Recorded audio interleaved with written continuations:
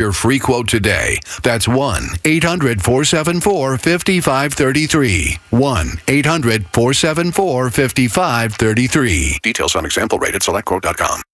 So maybe you've been thinking about it, but maybe you've got the question wrong. For a lot of drivers, the question has been, should I go electric? Maybe the question is supposed to be, does it make sense for me? And right now with the new 2026 Toyota BZ, it's built to fit real life. And with an estimated 314-mile all-electric driving range, quick response, and we're talking 0 to 60 in 4.9 seconds, and a quiet, comfortable ride, charge-at-home capabilities where you skip unnecessary stops and you enjoy the drive. When you purchase at Marietta Toyota, you're buying from a dealership that's been part of the community since 1975. 3+ generations of car buyers who have realized Marietta Toyota does it better. Customer service beyond the sale is what they do. With the people in the service support to stand behind what you buy day in and day out. Right now, Marietta Toyota, 0% APR for 72 months, plus $3,500 bonus cash on a new 2026 BZ. Visit us on Cop Parkway South. Marietta Toyota, we've been here and we'll be here for you. 0% APR for 72 months equals $1,389 for $1,000 finance with approved credit through Southeast Toyota Finance. Not all buyers will qualify. $3,500 bonus APR cash from SCTF requires financing with SCTF. Applied as a down payment. No cash back. Offer ends 2/2/26. This is WFOM and W292EV Marietta, a Dickey Broadcasting Station. Locally owned and heard throughout Georgia on the Extra app. More clashes in Minnesota. I'm Lisa Brady, Fox News. Confrontations between officers and protesters near an ICE facility in Minneapolis. I would ask that the governor stops inciting the harassment and illegal obstruction of law enforcement in his state. White House spokeswoman Caroline Leavitt says federal agents are enforcing immigration laws. City and state officials say they're acting recklessly. Last night, cars were smashed and spray painted after the second ICE-related shooting since last week in Minneapolis. An ICE agent ambushed Thursday night during an attempt to arrest a Venezuelan national. That from DHS, saying the suspect tried to evade arrest. That two people attacked the officer with a snow shovel. The suspect began striking the agent, who fired defensive shots, hitting the suspect in the leg. He and the officer hospitalized, the other two now jailed. Fox's Jeff Manasso. President Trump has threatened to invoke the Insurrection Act and send in troops if attacks on officers are not stopped. The president's been meeting with Venezuelan opposition leader Maria Corina Machado at the White House following his call yesterday with the country's acting president, Delcy Rodriguez. And Secretary Rubio and the administration have been in constant communication with Ms. Rodriguez and other members of the interim government in Venezuela. They have been extremely cooperative. They have thus far met all of the demands and requests of the United States and of the president. And spokeswoman Caroline Leavitt says today's meeting with Machado does not signal any change in the president's views on what her future role in Venezuela might be. The Commerce Department just confirming a trade deal between the U.S. and Taiwan aimed at driving a reshoring of America's semiconductor industry. Companies from Taiwan and the island's government expected to invest a total of $500 billion in the U.S. America is listening to Fox News. My name is Whitney Allen. I am a widow. My husband, Ryan, died. We never thought in a million years we'd have to use life insurance. The unexpected happened. With Ethos, it is so fast and easy. It's 100% online. You can get a quote in seconds, apply in minutes, and get same-day coverage, no medical exams, and you can get up to $3 million worth of coverage through Ethos. Get your free quote at ethos.com/term. That's ethos.com/term. Time spent on application may vary. Online health questions required. The new year means new resolutions, not just for your body, but for your finances as well. Did you know that financial health is directly related to your identity protection? This is why you need LifeLock. LifeLock monitors hundreds of millions of data points per second. If your identity is stolen, LifeLock's restoration specialist will fix it, guaranteed, or your subscription money back. Resolve to make your identity, health, and wealth part of your New Year's goals with LifeLock. Visit LifeLock.com and save up to 40% off your first year with the promo code BECK. Terms apply. Look out. It's only me. It's only the Kimmer. Pete Davis is not here today. I think it has something to do with maybe some of those mountain women from the mountains of Macon. I'm not sure, but he'll be back joining us tomorrow, some kind of secret mission. But Flounder, the mechanical mangler, and our assistant program director, freshly back from management meeting, I might add. Just a nice, delicious lunch. Some kind of a secret little, just a little lunch, some kind of secret something. I don't know. I don't think it looks too good for the Kimmers. But I think it looks very good for the Kimmers. Okay. Anyway, so we have a lot of things going on. So no Pete today. And by the way, if somebody wants to do sports at 5:15, jump in. You can join us on the line because I'll do a little version of it, I guess, probably. And our number is 404-741-1230. 741-1230. And here we go. It's a Thursday. We have Shannon Burke joining us at 5 o'clock down in Florida way, and that'll be fairly exciting. And we have Flounders Funnies, and we'll do. We don't have Pete's tweets, of course, because Pete's not here today. But we do have Kimmer's Klimmers. We have there you go. This is exciting. It's very possible. By the way, did in the meeting today, now that you're big time management, it's only it's like this new assistant. Guy. Yeah, well, assistant program director still is. You got a card and everything. Anyway. So now, did they go over the Kimmers demands? Yes. Asian cheerleader will now be on Tuesdays and Wednesdays. Well, I'm going to have to expand the studio? place. Well, no, I was wondering if you could maybe put in a request for me to stop having to do Mr. Dickey's lawn. No, that's still on. Yes. After he pleaded guilty and everything, I know. The Sopranos. Remember one of the great scenes of all time when the poor lawnmower guy, when they've been beating him up and broke his arm, and then when I get you $500 for the arm. Could you imagine that? You're just a landscaper guy, and then crashes his smacks. By the way, you're going to do my lawn. You're going to do Johnny's lawn, all for free. Johnny's sack. Now that he's pleaded guilty, do I have to keep doing this? Imagine this fact. Can you believe this big pussy? Or whoever it was. I forgot it was Sill. He was with Sill that time. Anyway, all right, look out. Kimmer, Pete, and Flounder. I know it's just people say I'm condescending. That means talking down to people. That's right. Anyway, so here we are on your happy Thursday. 404-741-1230. Man, have we got story? I mean, it's all. Well, here we go. It's an insurrection. It's an insurrection. And we'll talk about what happened in Minneapolis and again, Minneapolis, and again last night, riots, tear gas, attacks on a federal agent, an ambush. They basically tried to kill him with a snow shovel. You hit a guy in the neck with a snow shovel, it's multiple over. People with shovels. Yeah, well, and the worst part is the agent, they were making an arrest.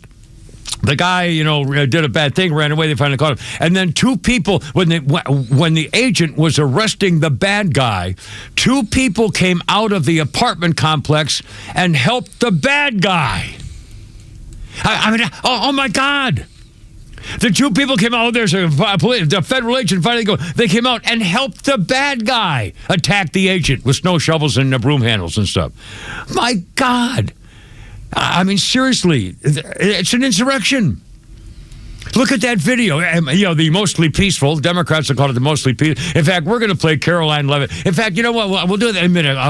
It's part of a story that I'm going to get to. It's going to take a while. But you need to hear this. Caroline Levitt. I love this woman. I'll tell you what. She's a freaking firecracker. She's smart. She's right exactly on target. She doesn't need notes. She knows exactly what she's doing. This woman is so freaking impressive.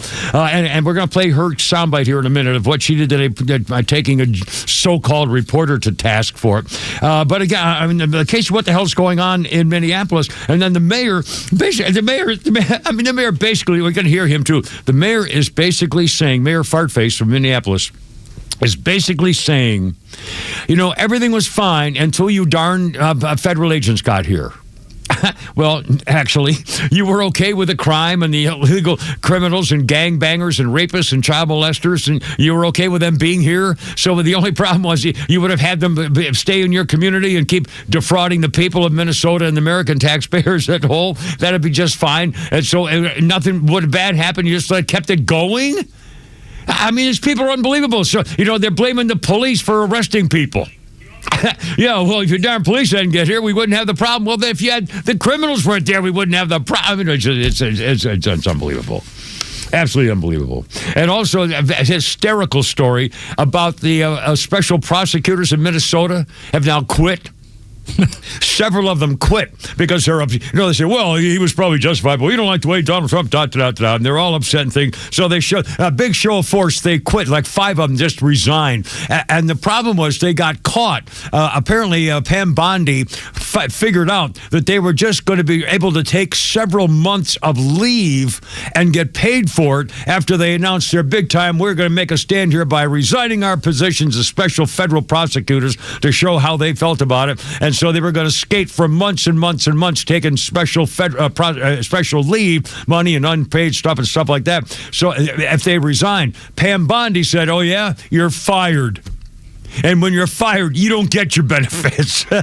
So they tried to pull a fast one, and she caught him. Anyway, that's what liberals do. They try and find a way to beat the system and rip off the American taxpayers. And there's no other way of looking at this. The party of hate, the party of violence, got exactly what they wanted and exactly what they planned for. And now Tim Walz is saying, let's tone down the temperature. Yeah. Well, and then they're saying, well, don't take the bait. The mayor and the governor both saying, well, it's their fault. They're trying to get you to do this. No, you're doing it because you. Oh my God! I mean, the whole thing is killing me. All right, hold on. Let's do this. This is one of the great sound bites of all time. This is Caroline Leavitt, and she was at the podium today. And again, the Trump administration. Honestly, I don't think anybody realizes, and I guess you probably hate me harping on it. The world has never seen a country's leader, Prime Minister King, anybody, has never seen a leader especially of a world power, conduct business of the country in public, live, every day. I mean, the openness of this administration, what they're doing, how they're reacting, they're taking questions. Nobody's barred. He doesn't make a quick statement and then turn his back and walk away like Biden did for 4 stinking years.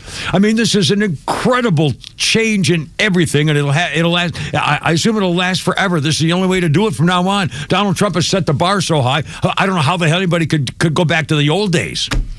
I mean, it's just astounding. Okay, anyway, so in keeping with that, here we go. Caroline Leavitt at the podium today. A reporter tried to, kind of set up a situation where she would look very negatively about what's been going on here, and she took him to task immediately. Flounder Caroline Leavitt today at the podium. Beautiful. Earlier, you were just defending ICE agents generally, and earlier on, Secretary Noem spoke to the media, and she said, among other things, that they are doing everything correctly. 32 people died in ICE custody last year. 170 U.S. citizens were detained by ICE, and Renee Good was shot in the head and killed by an ICE agent. How does that equate to them doing everything correctly? Why was Renee Good unfortunately and tragically killed? Are you asking me my opinion? Because an ICE agent acted recklessly and killed her unjustifiably. Oh, okay. So you're a biased reporter with a left-wing opinion. Did you hear that? Yeah. He said the agent acted recklessly. You're not a reporter. You're posing in this room as a journalist, and it's so clear by the premise of your question. And you and the people in the media who have such biases but fake like you're a journalist, you shouldn't even be sitting in that seat. But you're pretending like you're a journalist, but you're a left-wing activist. And the question that you just raised and your answer proves your bias. You should be reporting on the facts. You should be reporting on the cases. Do you have the numbers of how many American citizens were killed at the hands of illegal aliens who ICE is trying to remove from this country? I bet you don't. I bet you didn't even read up on those stories. I bet you never even read about Laken Riley or Jocelyn Nungray or all of the innocent Americans who were killed at the hands of illegal aliens in this country. And the brave men and women of ICE are doing everything in their power to remove those heinous individuals and make our communities safer. Boom. I mean, the guy's question, and then she said, well, why did that woman die? He said, well, because of the reckless conduct by the agent. Said, oh, my God. Again, the agent has internal bleeding blood, So, anyway, here we go. All right, coming up today, we've got some weird stories, too. Have you heard of, I don't do a lot of social media stuff, as you know, but apparently Jennifer Lawrence is getting creamed on social media over her dog. And also, speaking of that, the story of the pooch thief And the justice in New York State is, here we go, commies taking over. Anyway, peace off today. Kimmer and Flounder, and holy crap, it's everything up until 6 o'clock on 106.3. How's it going? Look out, here we go.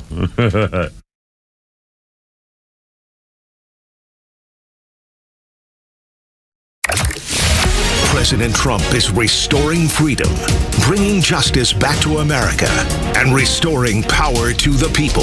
And the conservative voice of Atlanta has his back and will always bring you the national and local voices you need when it matters most. Extra 106.3 FM and the Extra app. Hey, this is Matt from East Cobb. We basically bought our house from our in-laws. It was my wife's childhood home. One of the issues that we've had when we first moved in was our dog in our backyard. It was extremely shaded, could never grow grass back there. We resodded it twice. So ATL Turf Co. did an amazing job with our backyard transformation. They basically created a miniature golf hole. We have a miniature fairway. We also have a miniature little putting green. Consists of about 4 holes, total about 40 yards, so you can definitely work on your short game and your putting.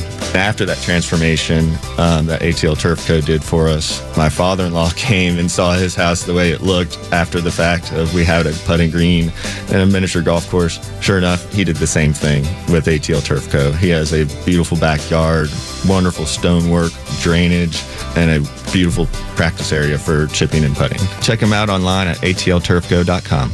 My friend Stephen, the health insurance doctor, asked me to open with this. Open enrollment ended January 15th for Marketplace plans, but what they don't tell you is this. You can buy more affordable health insurance year-round outside the Marketplace. This message is for anybody who bought an Obamacare plan and had to stretch just to pay the first month premium. You're not irresponsible. You're stuck in a system run by people who never miss a paycheck. The enhanced subsidies expired. Congress failed. Premiums are soaring. Subsidy cliff is back. If you make more than expected, you might owe it all back at tax time. That's why you call Stephen, the health insurance doctor. He helps people move into corporate-style plans with nationwide PPO options and benefits they pay by the service.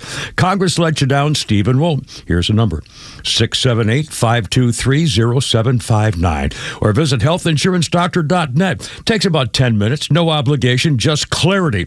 Stephen, the health insurance doctor, healthinsurancedoctor.net. Faith, family, freedom. These are the cornerstones of America and the foundation for a successful life. But today, all three are under attack. Crushing debt, out-of-control spending, and reckless policies in Washington are threatening your savings, your retirement, and your future. Hi, this is Glenn Beck. The only financial advisory firm I recommend in Atlanta is Nicholas Wealth Management. David Nicholas and his team believe protecting your money is about more than wealth. It's about defending your faith, your family, and your freedom. If your hard-earned retirement is left exposed to market chaos, higher taxes, or inflation, what happens to the life you've worked so hard to build? For over 20 years, David Nicholas has helped families right here in Atlanta fight back with retirement strategies built to better withstand uncertainty. Call Nicholas Wealth Management today, 404-890-5606, or visit nicholaswealth.com. Aim to safeguard your future today. Nicholas Wealth is an independent financial services firm that uses a variety of different investment strategies. Glenn Beck is not a client and is paid for his endorsement. Hi, it's Lowe's, here with Tom Mitchell, the honest car guy. Tom, you are changing the way people are buying their next pre-owned car or truck. How are you doing it? You know, Lowe's, we found a better way for customers to buy a car.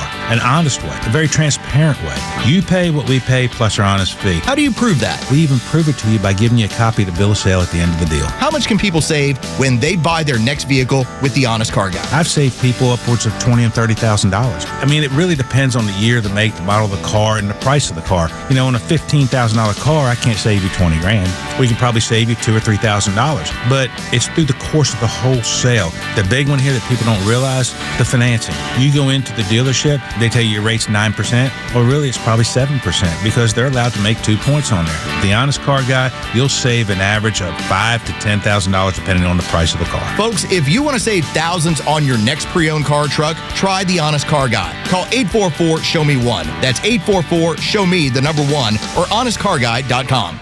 I know that hiring can be challenging. You sort through tons of resumes and you get too many so-so applicants. You're just waiting for someone to match your role perfectly. Well, now, there's a place where you can meet them fast. ZipRecruiter. Need to hire right away. Start your search for strong candidates. The right fit awaits. Build your team, build it sooner.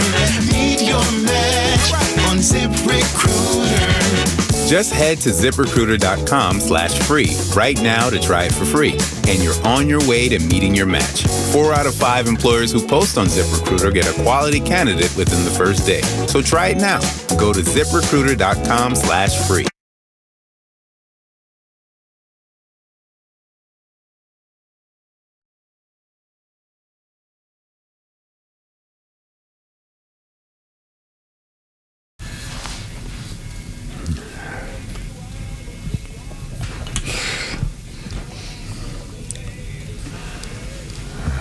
There we go.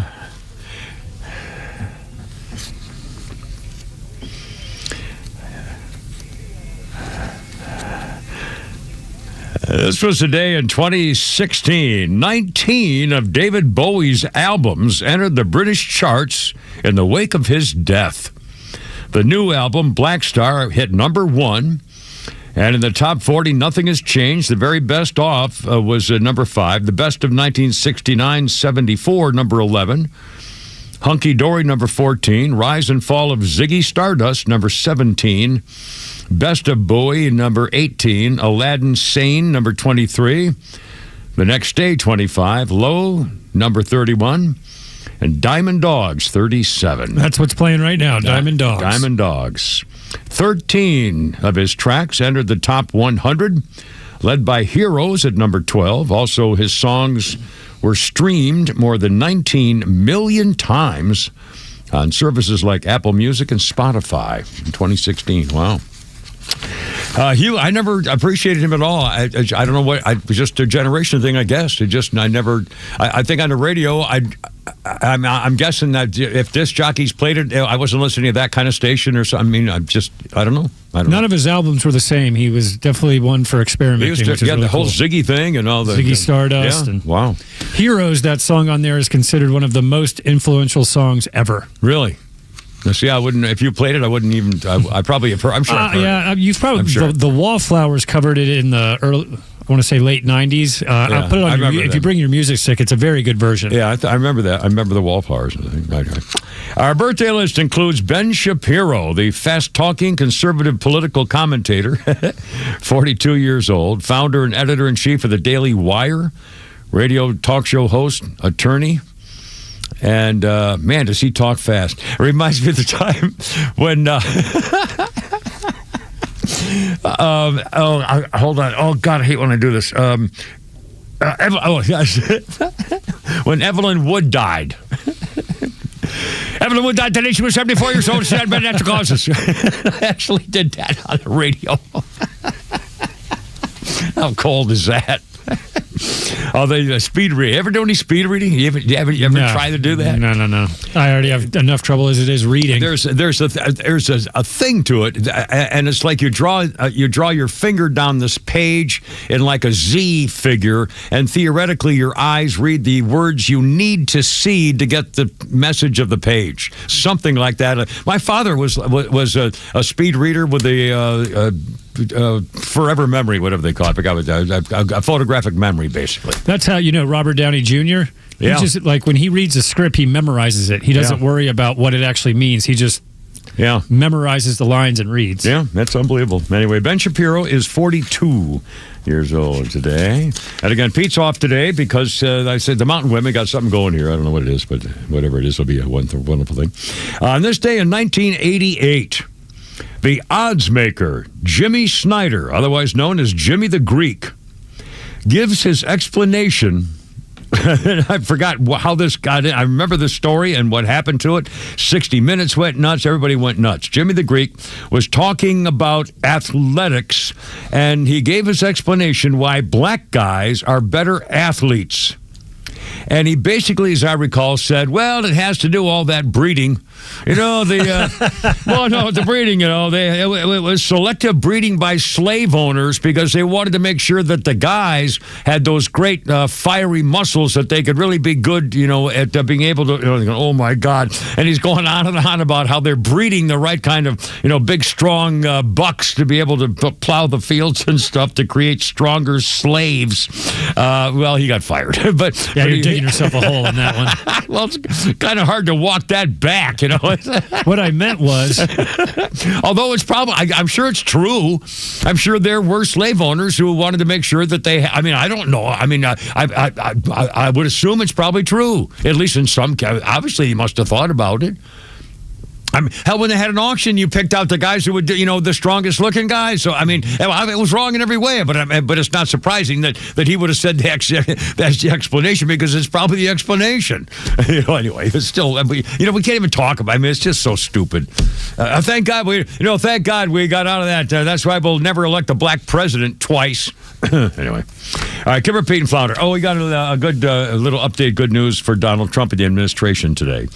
A federal appeals court is now siding with Donald Trump on a lower court judge lacked the authority to stop ordering the release of that Jew hater named Khalil. He was a graduate student at Columbia University, as I recall, and got when they doing all the riots and the threats and stuff like that. He came in here basically lying on his application as a permanent citizen or a student or whatever they call it, some kind of special category.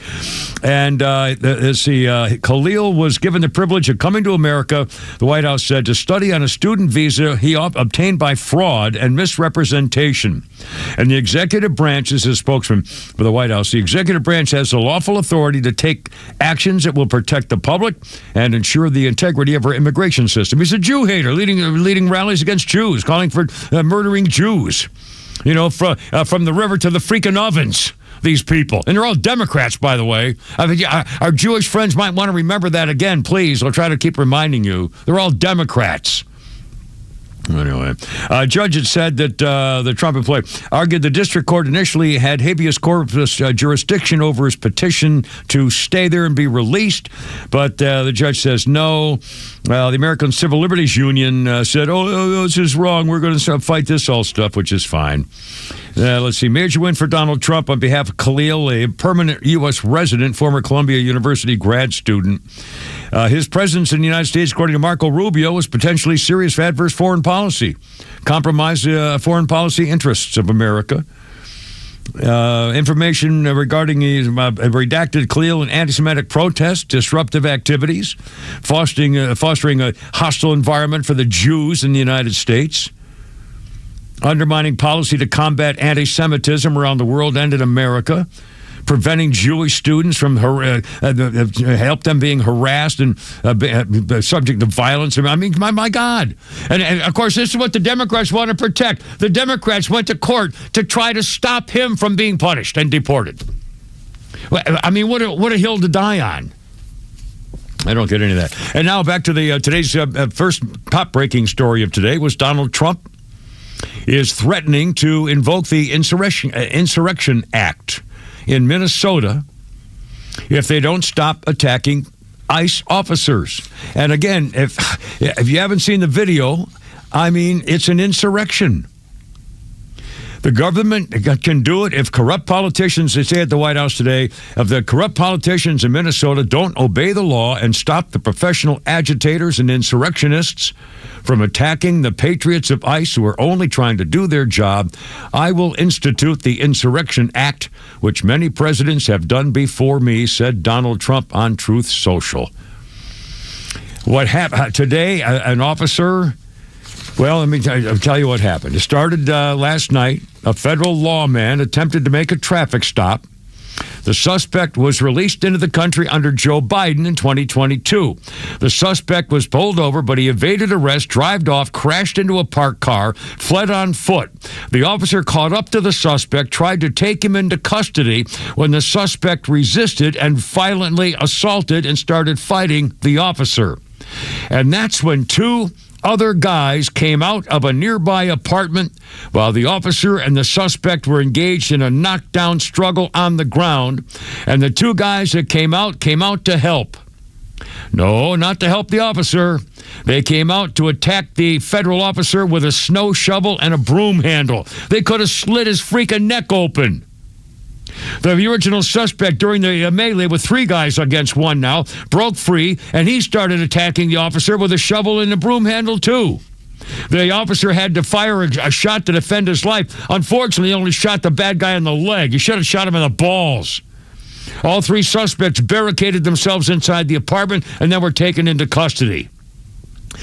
The attack on another brave member of law enforcement, said the White House, while Minnesota's top leaders, Governor False Walsh, a phony, yellow-belly coward traitor, and Mayor Andy Fryface, whatever his name is, encouraging an organized resistance of federal law enforcement officers, hateful rhetoric, resistance against men and women simply trying to do their freaking job. And by the way, the three guys arrested are all illegal, and they're all from Venezuela, and they came in under Joe Biden.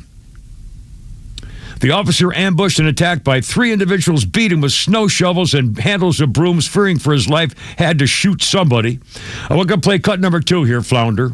The mayor and the governor have to get their city under control, and encouraging and impeding law enforcement against federal crime, putting the people of Minnesota at risk. Kristi Noem had a little something to say about that. Cut number 2, Flounder. Noem, are you okay with federal agents and officers violating people's Fourth Amendment rights by asking for papers without reasonable suspicion? Every single action that our ICE officers take is according to the law and following protocols that we have used for years, that this administration has used, that the previous administration used. They are doing everything correctly, and over again in litigation in the courts, we've proven that they've done the right thing. Why is it with I mean, you know, just the nature of their question from the very beginning is biased and slanted, and the problem is it makes the federal officials like her have to defend themselves. She didn't have to defend herself. I mean, this is amazing. You didn't see the video? What, nobody has a TV? I mean, it's unbelievable. They just want that soundbite. God. I mean, seriously, and they're afraid they can't go back to their editor and say, well, you didn't ask any tough questions. I didn't have any biased questions. Oh, my God. Anyway, there's so much more about this. And there's a whole bunch of things. And the break and stealing an FBI agent's gun and ammo and personal information. I tell you, it's an insurrection. Why would they? Can you imagine having the balls to steal a federal investigation? Well, we'll get to it. 3:30, Kimmer Pete. Pete's off today, but Flounder's here, and we got it all. All right. 106.3, how's it going? Look out.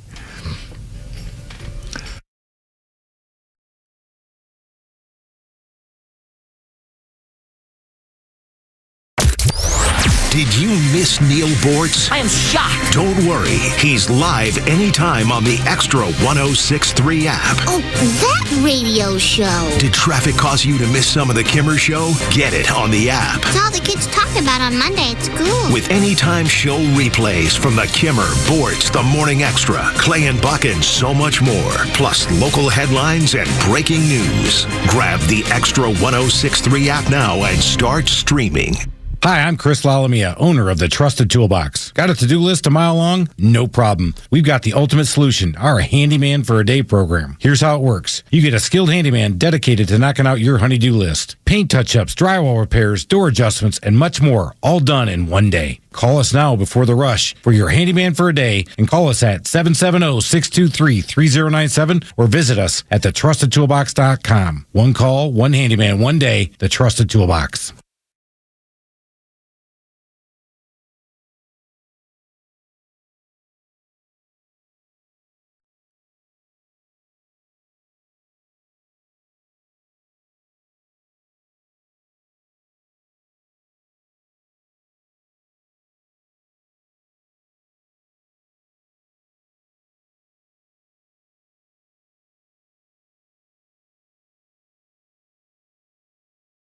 Here today with Evan Ward of Atlas Retirement. And Evan, I know a lot of our listeners, they've heard about the big, beautiful bill, but they might not fully understand all 900 pages of it. So what are some of the most important things folks need to know when it comes to tax taxes as they approach their retirement. Oh, Kevin, I imagine the politicians don't know what half of that 900-page document was about. But as it pertains to financial planning, there's some major tax changes. Things like no tax on tips, some big deductions and changes to the way we pay taxes on Social Security. There's also some big changes to the way we're actually allowed to do SALT and other deductions to minimize what we pay from a tax perspective.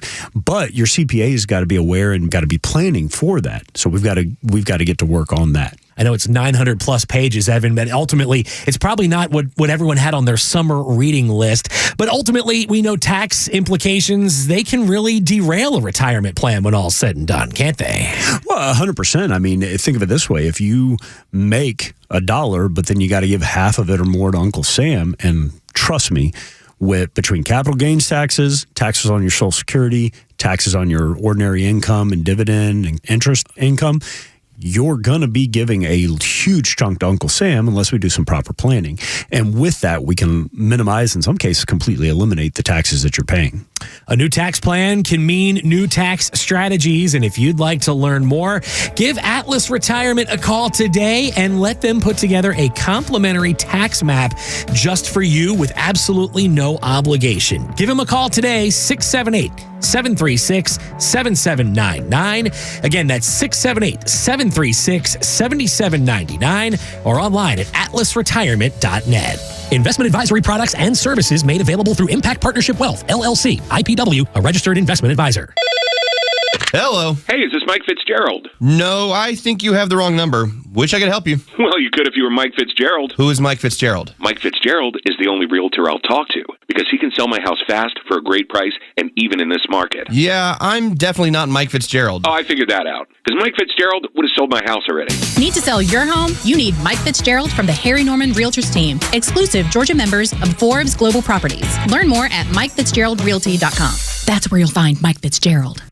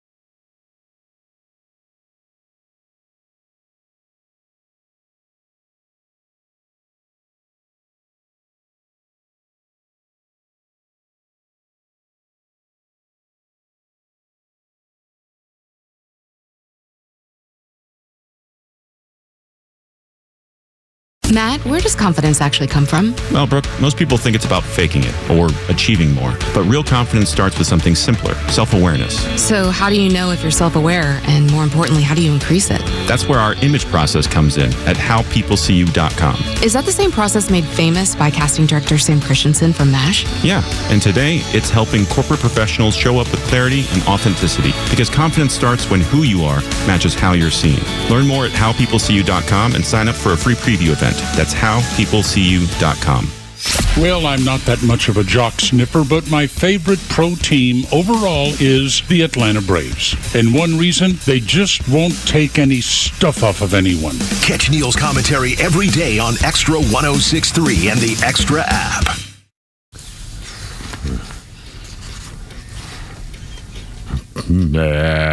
Look out now. Kimmer and Pete's off today. Flounders here. 106.3 with Thursday. Harry Nilsson died in his sleep on this day in 1994. He had spent the night the previous day in the recording studio recording Everybody's Talkin' from the film Midnight Cowboy. Harry Nilsson wrote hits for Three Dog Night and the Monkees, had the British and American #1 single with his version of the Badfinger Evans and Ham song, Without You. That was a huge hit. I used to like that song. When John Lennon and Paul McCartney held a news conference in 1968 to announce the formation of Apple Corps, John was asked to name his favorite American artist in 1968. He replied, Nielsen. Paul was then asked to name his favorite American group, and he replied, Nielsen. Harry Nielsen, dead in his sleep in 1994. Wow. Some tribute. Let's see. Birthday list includes James Nesbitt is Beaufort in the Hobbit trilogy. James Nesbitt, 61.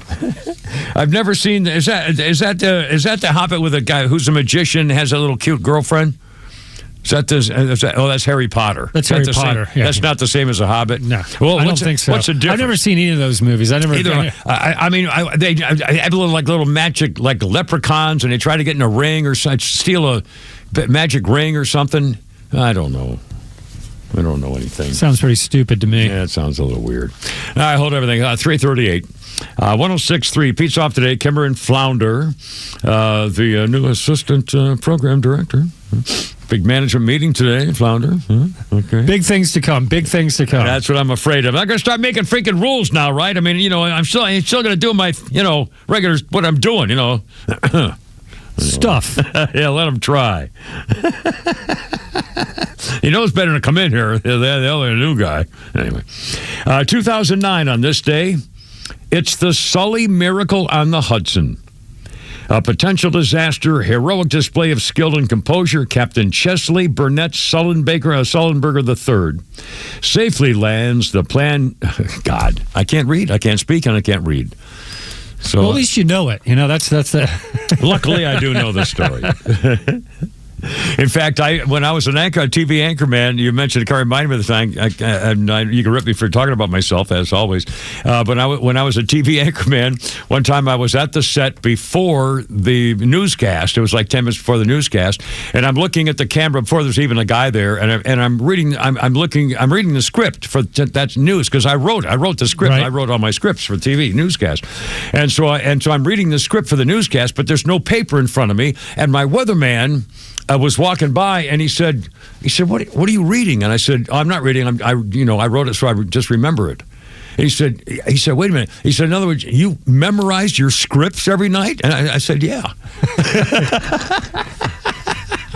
Because I did. I mean, they weren't that. I mean, it wasn't like a 7-page script, yeah, right? Yeah, it's intros and let's go to the song. I mean, so basically, in case the teleprompter broke. And I'd never freak out because I had everything was fine. Live. Yeah. We'll do it live. And you got the papers anyway, so I thought it was kind of funny. But TV, man. God, that ruined my life. I hated TV so much. I was fairly good at it, but I was an anchorman. I hated it. I hated what it did to me. I hate what my life became. It ruined me. It ruined my life. God, I hated it. Sorry God, and sorry to anybody ever knew when I got in that stupid freaking business. Ugh. Anyway, Sully Sullenberger piloting the plane and landed it on the New York City's Hudson River.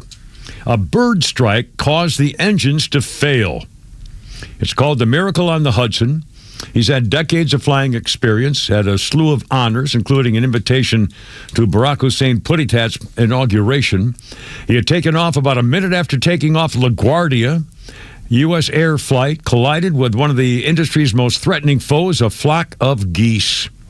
Both engines lost power, went silent.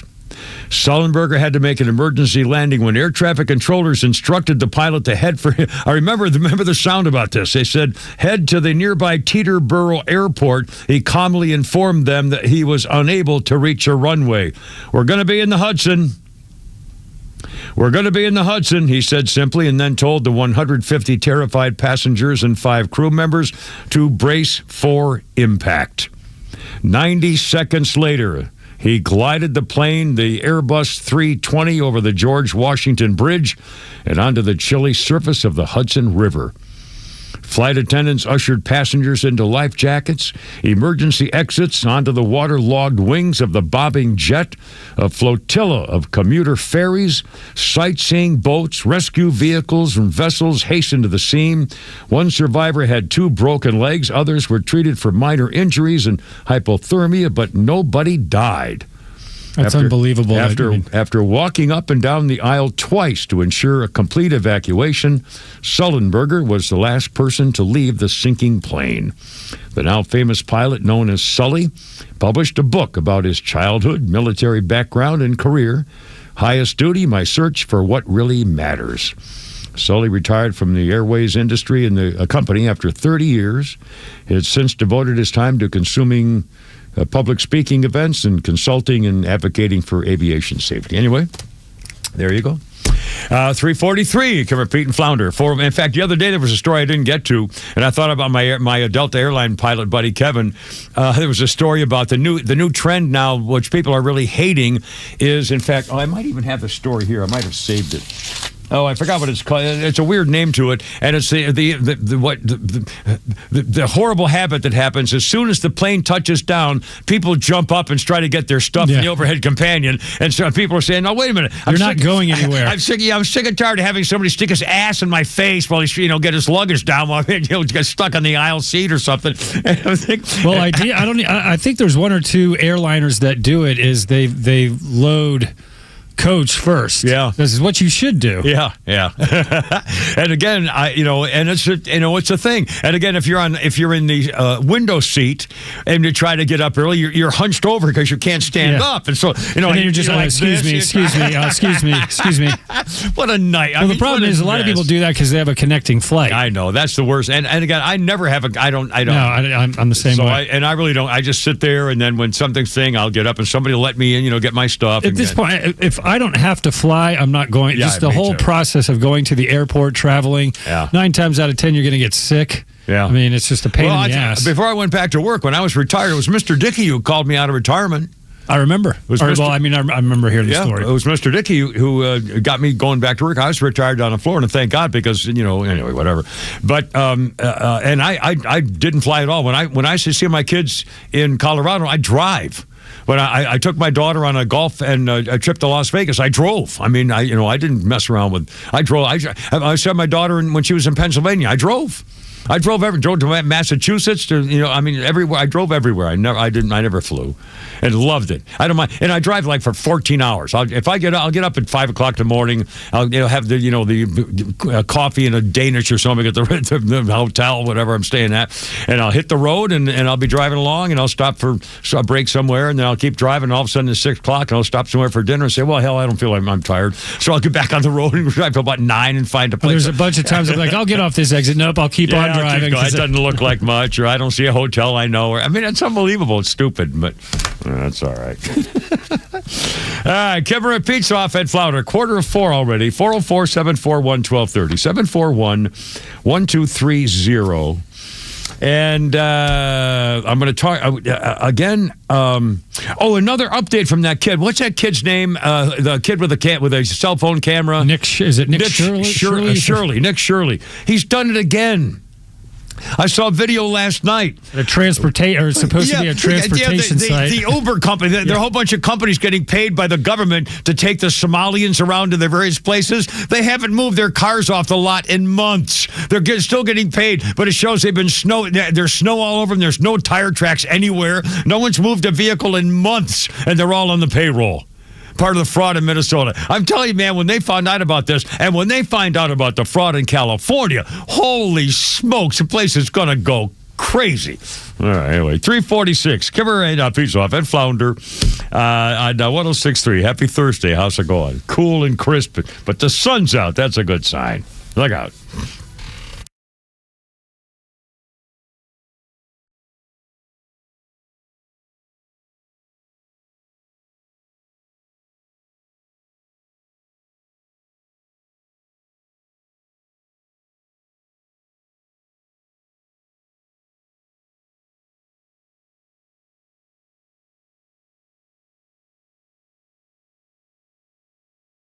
Happy New Year, extra listeners. A new year means new opportunities to secure your retirement goals. At Master Plan Retirement Consultants, we help you start fresh with holistic retirement planning to create a personalized retirement roadmap designed with you and for you. Our boutique team serves you with fiduciary care, ensuring every step moves you closer to a confident, sustainable retirement. As we all know, the best retirement asset is peace of mind. Make 2026 the year you take control with confidence. Schedule your complimentary consultation today at masterplanretire.com. Master Plan Retirement Consultants. Plan well and prosper. Advisory services offered through Master Plan Retirement Consultants, Inc., a registered investment advisory in the state of Georgia. Insurance, tax, and commodity services offered through Fricks & Associates, Inc., DBA Master Plan Retirement Consultants. The aforementioned are affiliated companies. Yeah, chilly, but if you're worried about those plants, I got an expert for you. Stovall and Company, your wholesale landscape supply company. Paul and the boys been doing this for generations, third generation. 11 locations, latest one up there in Canton. And again, warm weather, cold weather. If you're looking about landscaping stuff in that backyard, maybe a little thing by the pool, maybe an outdoor kitchen or a fireplace or something, they can help you with that stuff too. Sprinklers and irrigation and plants and trees and shrubs and I mean, they've got it all and the expertise. And by the way, being a local name on the company, door company, if you need it right now, it's probably on the way. And if you need something they don't have, they can tell you where else to find it. What a company. StovallInc.com. You and your buddy, you've been through a lot with each other. The ups and the downs. He's been with you every morning, noon, and night. You've traveled the world together. Heck, he was even with you on your first big date. But have you noticed he's struggling lately? Not performing on the job. He can't even stand up straight anymore. He's wanting to cry out for help, but just doesn't know how. He needs Dr. Dio and Total Body Therapy of Georgia. They can give him the gift of good posture this year, help him stand proud and become all he was meant to be. Now, take him by the hand, look him in the eye and say, "I appreciate you, little fella, and we're going to get you some help." We're going to call 404-777-1911. We're going to visit stopmyed.com. We are going to say goodbye to erectile dysfunction forever. Total Body Therapy of Georgia. It's a hard conversation to have, but it's one worth having. Total Body Therapy of Georgia. Online at stopmyed.com. Christmas is over, so why not get what you really wanted? Jaron Solomon here, and now is the time to treat yourself to the perfect piece at Solomon Brothers Jewelers, because you deserve it. Or maybe your New Year's resolution is to make someone else's dream come true with the perfect engagement ring. Or Valentine's Day with a gift that says it all. No matter what you are shopping for, we have 3 Atlanta locations in Buckhead, Alpharetta, and Sharpsburg, and endless ways to celebrate you and the ones you love. Don't forget to head to the website at SolomonBrothers.com to check out the clearance page to get the absolute best deals on the styles we simply bought too much of for 2025. And with our low price guarantee and flexible financing, luxury has never been more accessible. Solomon Brothers Jewelers, helping Atlanta say I do since 1982.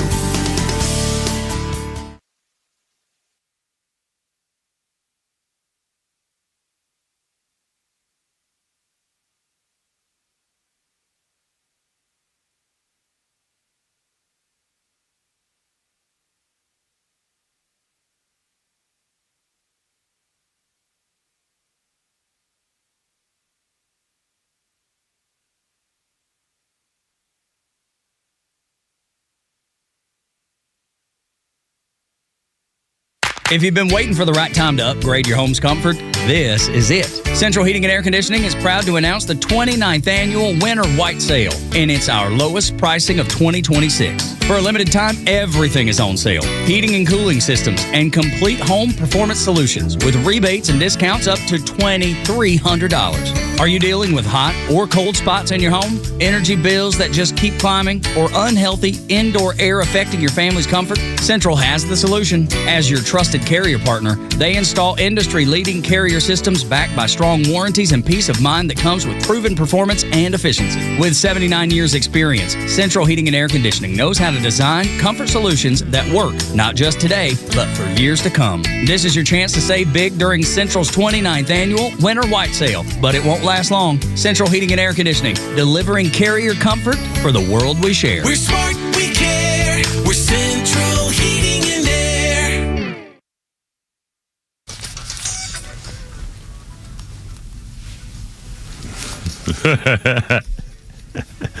What do you call somebody who graduates last in law school? Doctor.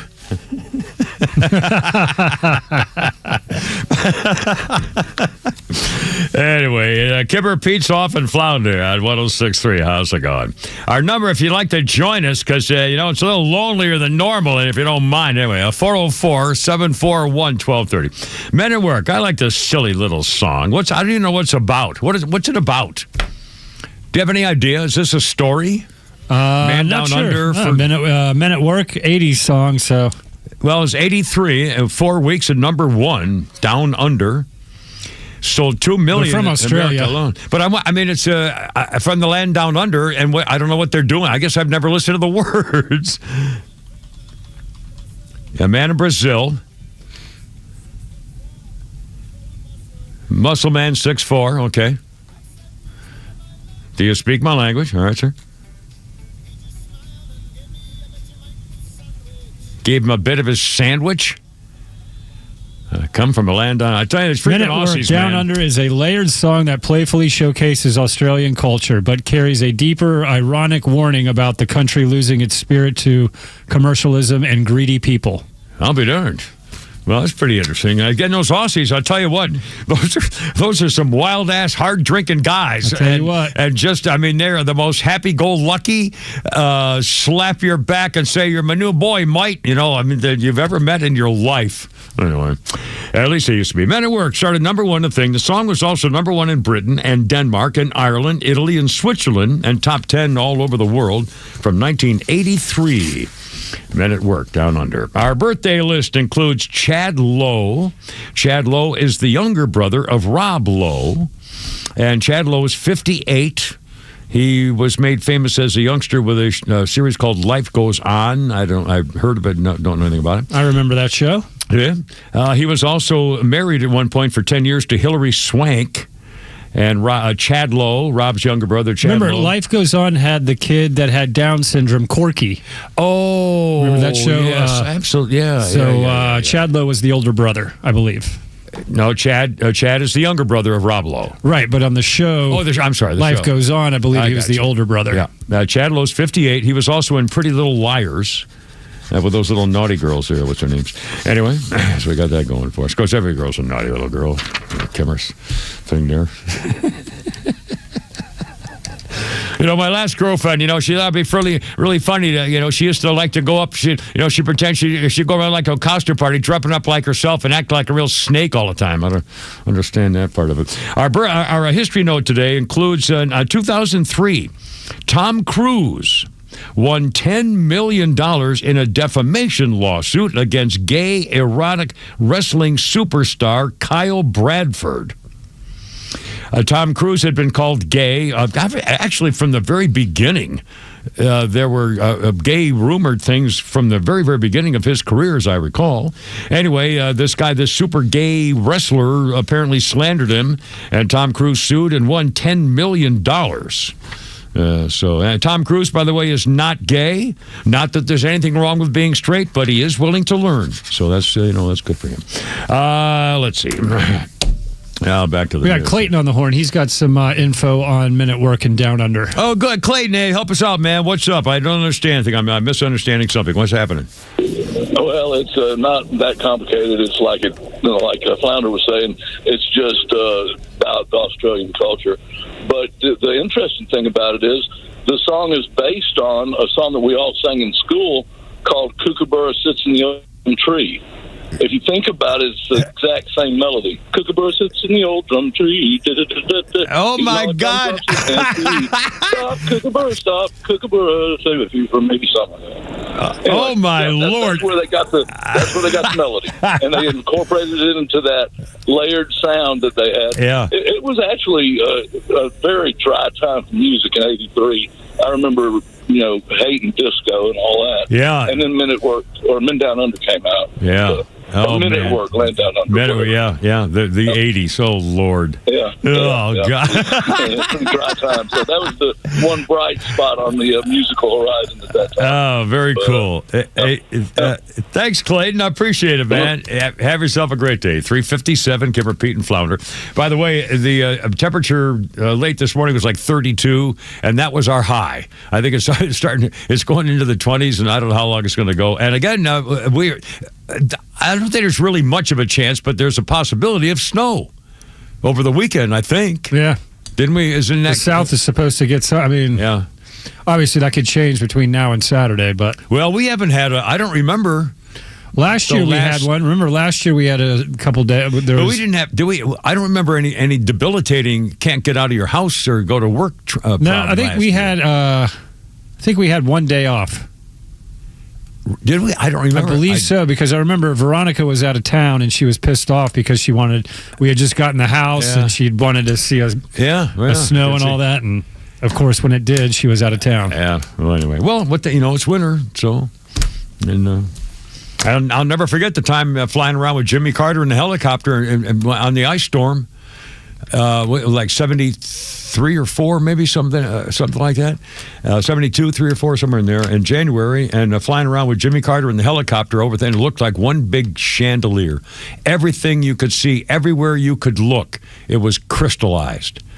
Phone lines, cars, houses, buildings, everything was covered in ice, glistening in the beautiful sunlight. It was unbelievable. Wow, but now Flounder's funny. I was recently with my buddy when he was announcing to all his nieces and nephews that he was getting married. And as soon as he did it, all the nieces stand up. They're like, I want to be a flower girl. I want to be a flower girl. Then the nephew stood up. He's like, I want to be a wolf. I think that kid gets it. I do. Is that on the table? Because I would also like to be a wolf. I don't know if we're taking volunteers. Why aren't there more wolves at weddings? Is anybody asking this question? Because I'm curious now. I'm curious. Because a little girl's like, I want to pretend to be a princess and throw flowers down so that a grown woman, who's also pretending to be a princess, doesn't have to step on the ground. And people are like, that's an amazing idea. We got to put that in a ceremony. That's going to be lovely. People going to talk about going home. Then a little boy's like, hey, I want to be a wolf. We're like, you stupid little boy. Get a job.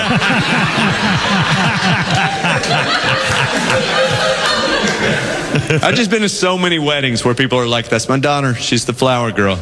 I just want to go to one wedding one time where somebody's like, that's my son. Which one? The wolf boy. Who's that, Flounder? That is Mr. Jason Salmon. Outstanding. All right, guys. It's 4 o'clock. Kimmer, Pete, Pete's off, Flounder, and holy crow, we got everything coming. And Shannon Burke at 5. Yes, indeedy. Like it's 4 o'clock. WFOM and W292EV Marietta, a Dickey broadcasting station. This hour is presented by Atlanta Safe House. All options remain on the table. I'm Lisa Brady, Fox News. That from the White House on Iran after a deadly crackdown on anti-government protesters. Republican Senator Lindsey Graham says reports of the president getting cold feet are inaccurate.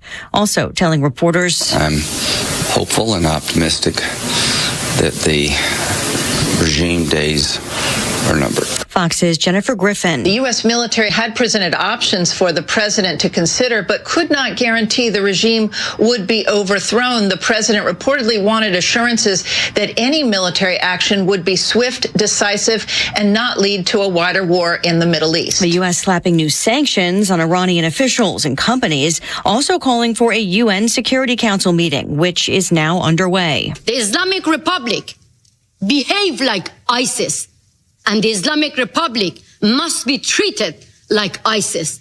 This is how you can save lives. Iranian activist Masih Ahmadinejad saying moments ago the regime cannot be reformed and should no longer be treated as a legitimate government. The U.S. ambassador to the UN at that meeting just rejecting Iran's claim that outside terrorists are to blame for protester deaths. Protesters clashing with officers near an ICE facility in Minneapolis, where city and state officials have called enforcement operations an invasion. Instead of calling for the protests to stop impeding ICE agents, what they're doing, they're calling for the people to actively actively resist. Acting ICE Director Todd Lyons telling Fox they've had to use more officers for protection. Homeland Security says an agent who shot and wounded a Venezuelan man last night was defending himself as he was beaten by the suspect and 2 others who were also taken into custody. A rebound on Wall Street, the Dow up 292 points at the bell. America is listening to Fox News. My name is Whitney Allen. I am a widow. My husband, Ryan, died. We never thought in a million years we'd have to use life insurance. The unexpected happened. With Ethos, it is so fast and easy. It's 100% online. You can get a quote in seconds, apply in minutes, and get same-day coverage. No medical exams, and you can get up to $3 million worth of coverage through Ethos. Get your free quote at ethos.com/term. That's ETHOS.com/term. Time spent on application may vary. Online health questions required. The new year means new resolutions, not just for your body, but for your finances as well. Did you know that financial health is directly related to your identity protection? This is why you need LifeLock. LifeLock monitors hundreds of millions of data points per second. If your identity is stolen, LifeLock's restoration specialist will fix it, guaranteed, or your subscription money back. Resolve to make your identity, health, and wealth part of your New Year's goals with LifeLock. Visit LifeLock.com and save up to 40% off your first year with the promo code BECK. Terms apply.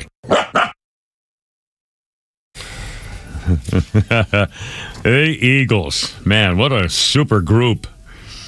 1977, the Eagles were #1 America album chart with Hotel California. It was the Eagles' third #1 album in the 2013 documentary History of the Eagles. Don Henley said the song was about a journey from innocence to experience. That's all. Mercedes-Benz. The Eagles. Kimmer, Pete's off today. Flounder's here, and we have Shannon Burke joining us at 5 o'clock from Florida Man Country thing action down there. Our birthday list includes, I've seen the girl's face. I don't know anything about her, but I checked like 4 birthday lists, and this girl's, I showed up on every one of them, and I don't know anything about her, but I'll read you what it says. Dove Cameron. You know who that is? You ever heard of that girl? Dove Cameron is 30. She is Maleficent's daughter Mal in the Descendants movies, and the twins on the Disney Channel's Liv and Maddie. This girl, Dove Cameron's got a new erotic thriller series coming out next month called 56 Days. Dove Cameron is 30 years old, and I've seen her. She's apparently very popular. I don't know her because I don't watch those shows. It sounds like some kind of freaking Netflix thing. Descendants. Flounder, you ever heard of them? Oh, I'm sorry, he's working back in the back there. Sorry. You ever The Descendants? The Descendants. Yes, yeah. the rock band. It's the Descendants movies. That I don't know, but there's a band called The Descendants. This girl, Dove Cameron, the actress, I don't know her, but she's a big thing of that. Anyway, and on this day in history, a little TV history for you. 1974. The TV series Happy Days debuts on ABC.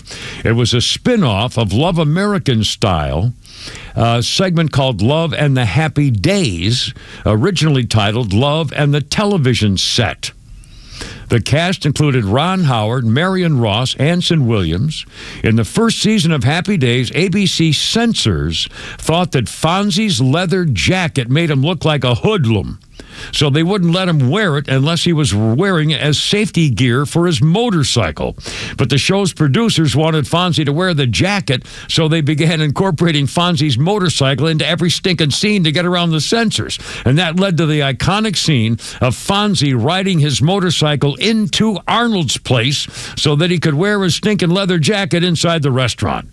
And, of course, Henry Winkler could not ride a motorcycle worth of crap, and he crashed several times during the shooting. Happy Days ran 11 years, ended with a wedding of Joni and boyfriend Chachi, Scott Baio, in 1983.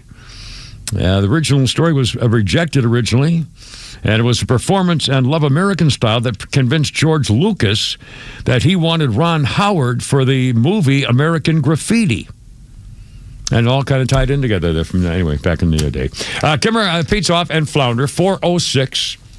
404-741-1230, 741-1230 if you'd like to join. We're going to play soundbite number 1 here coming up in a second, Flounder.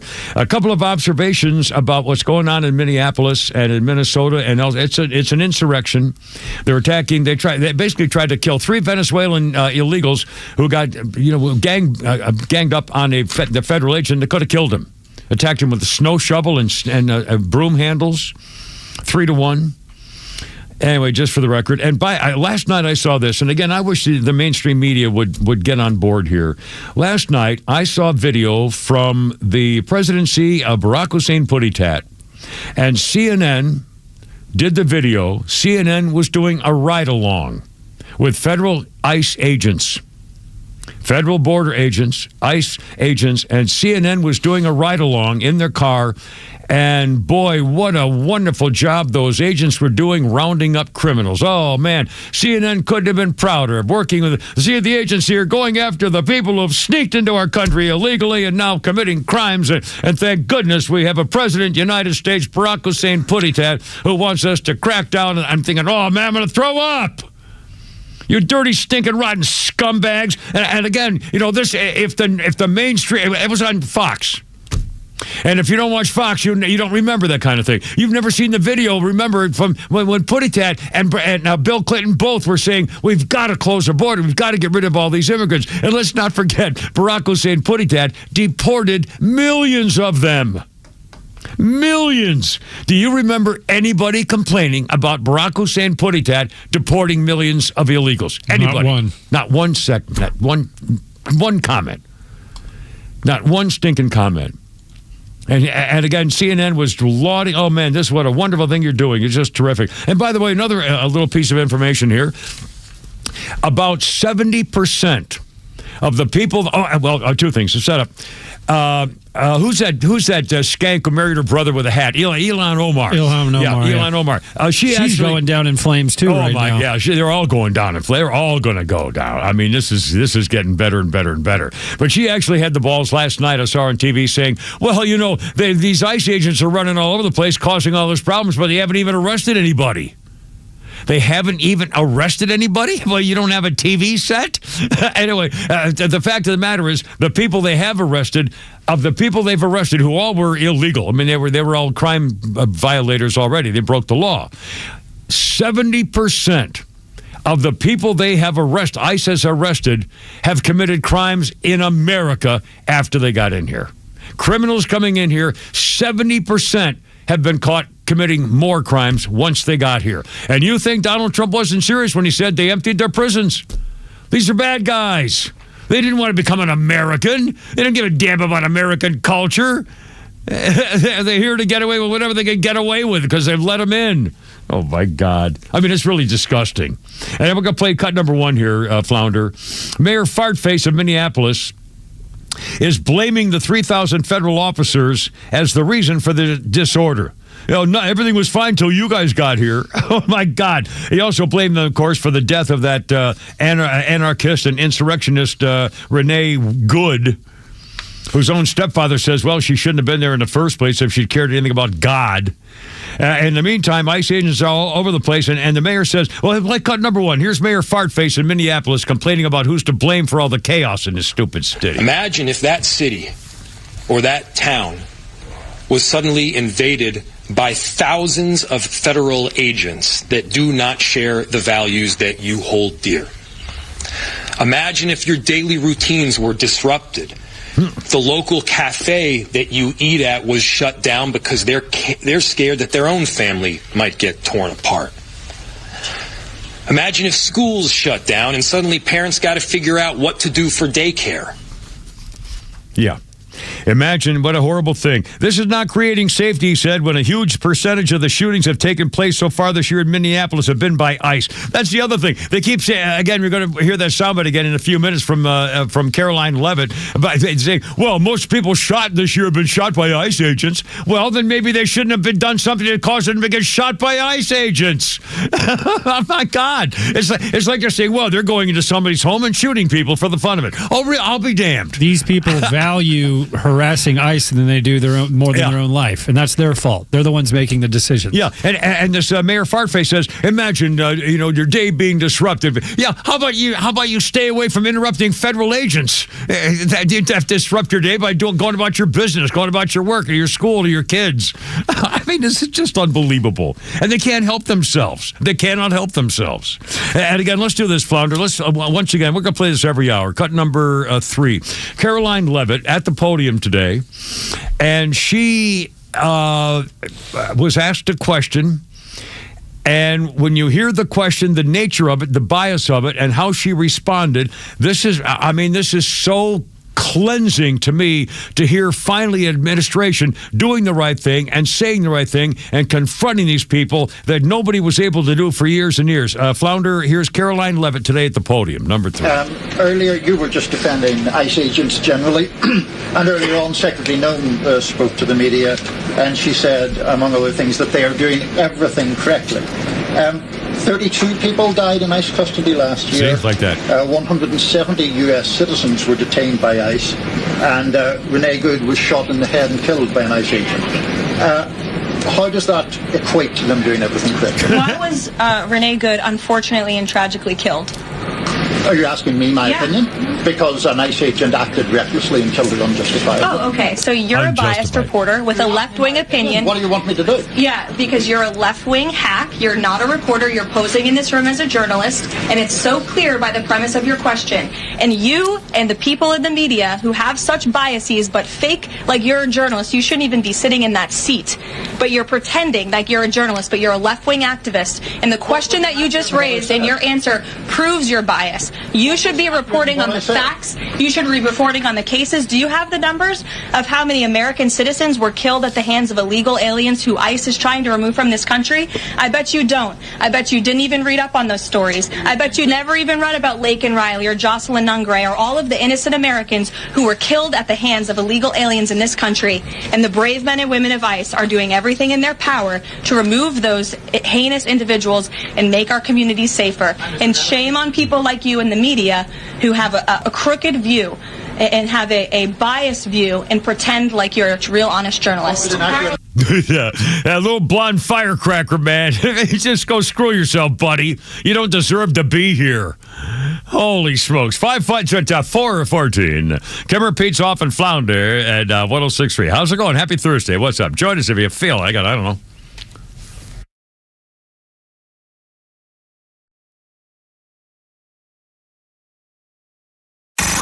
It's time for the Bortz Report, exclusively on Atlanta's only conservative news and talk station, Extra 106.3. Well, I don't know if you like to watch any of these cop shows on TV, live, PD, whatever. If you do, you're familiar with sovereign citizens. These are certifiable idiots who, during a traffic stop, will tell the police officer, "I'm not driving, I'm traveling. And by the way, I don't have to register my car, I don't have to have a driver's license, and I don't have to identify myself on and on." It's just ridiculous. But if you are one of those people like me that watches these shows, do any of these arguments ever work in court? Like, "I'm not driving, I'm traveling," or "this court has no jurisdiction over me," so forth ad nauseum. So I cranked up the AI machine and said, do any of these arguments actually work? Are they valid? The answer is there is no verified case anywhere in the United States where the sovereign citizen argument, "I'm not driving, I'm traveling," has successfully won and been upheld. Nowhere. The courts have said that sovereign citizen distinctions between driving and traveling have absolutely no legal effect whatsoever. Also, the courts have levied fines for people that make these arguments. They've been put in jail overnight on contempt charges, and they often get penalties for wasting the court's time. So I do urge you, go to A&E on your cable. That's where these shows happen, live PD, and watch a sovereign citizen argument. Or look them up on YouTube. They're entertaining. It's fun to watch them get dragged out of their cars and arrested. But just remember, it never works. These people are certifiable, probably Democrats. Neil Bortz, Extra 106.3.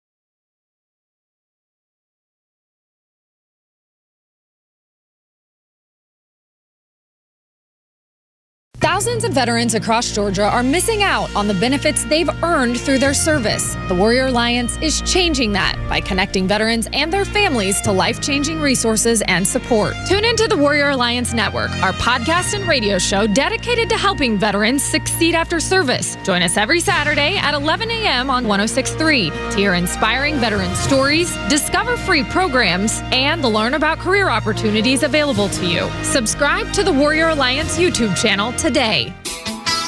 When it comes to luxury, performance, and cutting-edge technology, few brands do it better than Cadillac. And there's no better place to experience Cadillac than Jim Ellis Cadillac, where buying a luxury vehicle is just as refined as the vehicle itself. From the bold Escalade to the sleek XT5, the powerful CT5, and the electrifying new Lyriq, you'll find an impressive selection ready to go. That means more choices, more availability, and competitive pricing, all with the transparent, no-pressure approach Jim Ellis is known for. And with the Jim Ellis Expressway, you can start your purchase online. Value your trade, schedule a test drive, even complete paperwork from home. It's luxury car buying made simple and convenient on your terms. Or shop in person and enjoy a professional, welcoming dealership experience that puts you first. To get started, visit JimEllisCadillac.com or stop by the Jim Ellis Cadillac dealership on Peachtree Boulevard, just inside the perimeter. Jim Ellis Cadillac, where you can always expect the best.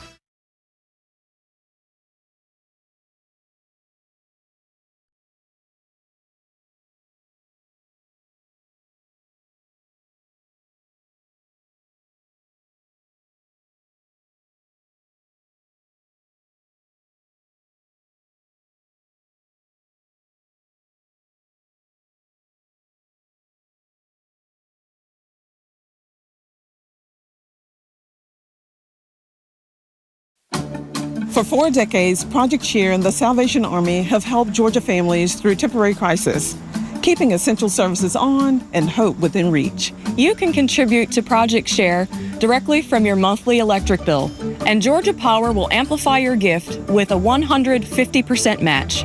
To donate, visit georgiapower.com/projectshare or call 1-800-SAL-ARMY. Together, we can provide help for families in crisis. Please donate today.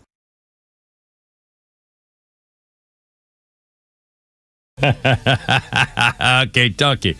Look out. I forgot Pete was here. I had this on here because I know he hates this song. He hates this song? I used to like this song. I mean, you know. Anyway, all right. Well, hell, what the hell's going over there? I hold everything now. His soul lives in your fears. On this day, 1972, the epic poem in musical form etched in American pop consciousness hits '1 on the Billboard charts. The story of Don McLean's magnum opus begins 13 years before its release. It was a well-known date to American Alive and Conscious at the time. Tuesday, February 3rd, 1959, was the date of the plane crash that killed Buddy Holly, Richie Valens, and J.P. the Big Bopper Richardson.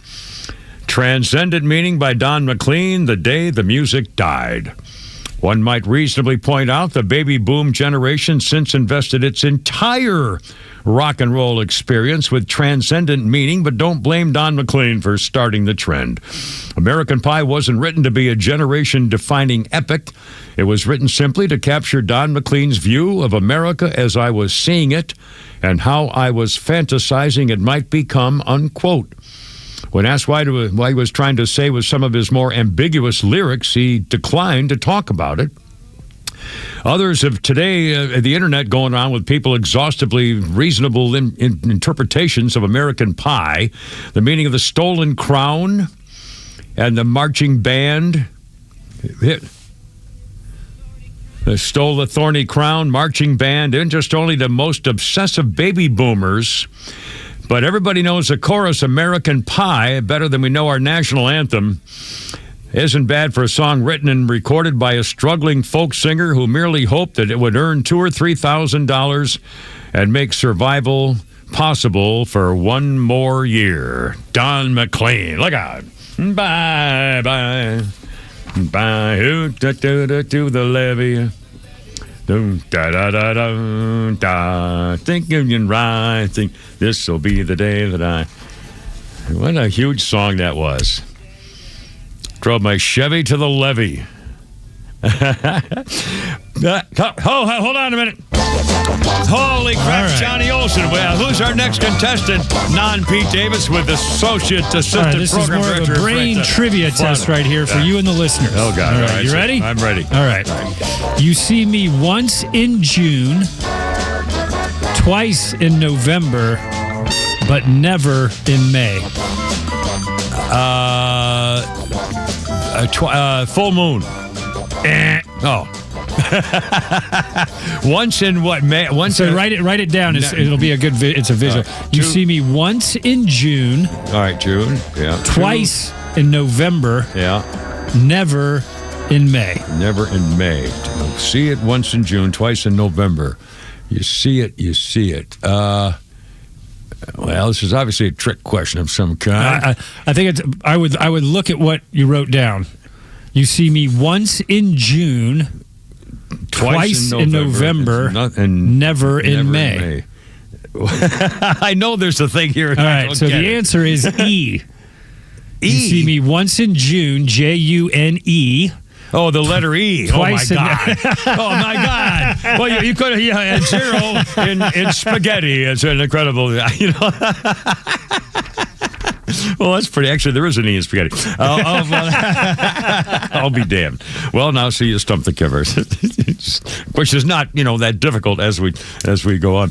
By the way, our birthday list includes Drew Brees. I'm doing a little sports thing here, and again, Pete's off today, and we'll have Shannon Burke joining us at 5:00, and then after that, we'll do a little sports thing. But if you want to talk sports at any time, you can talk right now, or anything else, because it's just kind of having fun. 404-741-1230. Drew Brees' birthday. Former New Orleans Saints quarterback, played for like 20 years. Drew Brees is 47 years old today. And let's see. Hold on. I got something on the history list here today.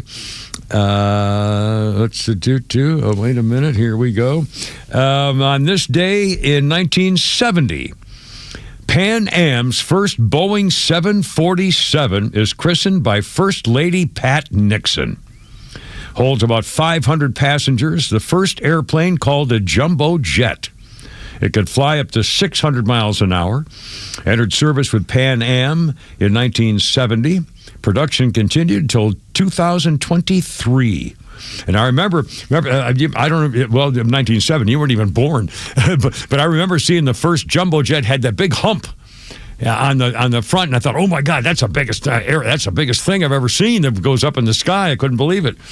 And now, of course, I think they have even bigger ones. Everything's changed. Anyway, I always wanted to be a pilot until I realized I never know where I am. I have a terrible. Kevin would probably know more, but isn't it pretty much once you're up in the air, it's cruise control for the majority of the flight for a pilot? I mean, it's basically taking off and landing. Those are the two big things for a pilot. Yeah. Yeah, and again, not to downplay. No, I don't mean like we that. We know exactly what you're talking. Yeah, clearly the plane. I mean, it's on autopilot now. It's unbelievable. And in fact, at some point, it'll be all AI. I mean, and again, I still wonder why they don't have AI working every single traffic light in America. Look at the time where Alpharetta, oh my God, Alpharetta's traffic lights, they're set as though every freaking hour is rush hour. So they have, Atlanta or Alpharetta Highway, the main freaking goes through the freaking thing. But, it's like 9:30 or 10:15 in the morning. It's not as bad as it is at 8, and traffic lights go for like 9 minutes before you get the freaking green, and there's nobody there. If they had an AI, every single light would never be on longer than it needs to be. And they would show if a car's coming, don't change it yet. But if no cars come and change it, and it can be done automatically. Anyway. I mean, it's just stupid, wasting gas, wasting time, and whatever. Everything's fine. Another couple of quick things on this Minneapolis thing. Then we got other things to talk about, including some rather bizarre things here today. By the way, you think you're having a bad day? How about General John Sedgwick? General John Sedgwick was a Union general in 1864. He was talking to his men, trying to cheer them up because they were scared. His men were ducking from a Confederate sniper's rifle. And General John Sedgwick stood up and talked to his men and said, they couldn't hit an elephant at this distance. And then he was shot and killed by a sniper. Tim Walsh, False Walsh, speaking of war heroes, he turned his back like a freaking chicken-livered, yellow-bellied coward when his unit was going to war in the National Guard. And then he pretended he carried a weapon of war as though he was some big-time combat soldier or something. Freaking phony. He deserves spit to anything he ever thinks or says out loud public the rest of his miserable freaking life. If he got down on his knees and started bawling about the disgraceful... Well... Anyway, I mean, seriously, you can't, those people do not deserve, your jockstrap. And False Walsh is now saying ICE agents this is what the governor of Minnesota, ICE agents are going door to door, ordering people to point out where their neighbors of color live, indiscriminately checking immigration paperwork and kidnapping innocent people with no warning and no due process. So carry your phone with you. If you see ICE agents in your neighborhood, take out the phone and hit record. It'll give us a database of the atrocities against Minnesota, and it'll be evidence for future prosecution. They're going to come after the ICE agents who arrested criminals in Minnesota. And if they get in charge of Congress, everybody involved in this entire administration is going to be charged and impeached. They've already said it. They've already started it. They're trying to impeach Kristi Noem right now. I think, and by the way, she looks like a... I just wish they, anyway, whatever. It's wrong. I know it's wrong, but she looks like a stripper.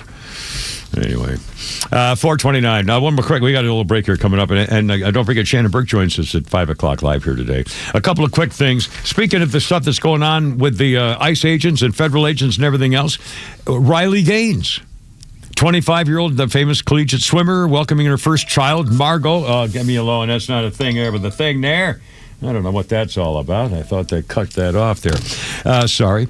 Riley Gaines has her newborn daughter with her, going everywhere she goes. She's 25 years old. You've seen her on TV. She's, just really exploded on the scene after standing up for women's rights against boys in the locker room and boys on girls' teams. And she's a major, major international personality these days. She had her first baby a few months ago, and now she takes that baby everywhere.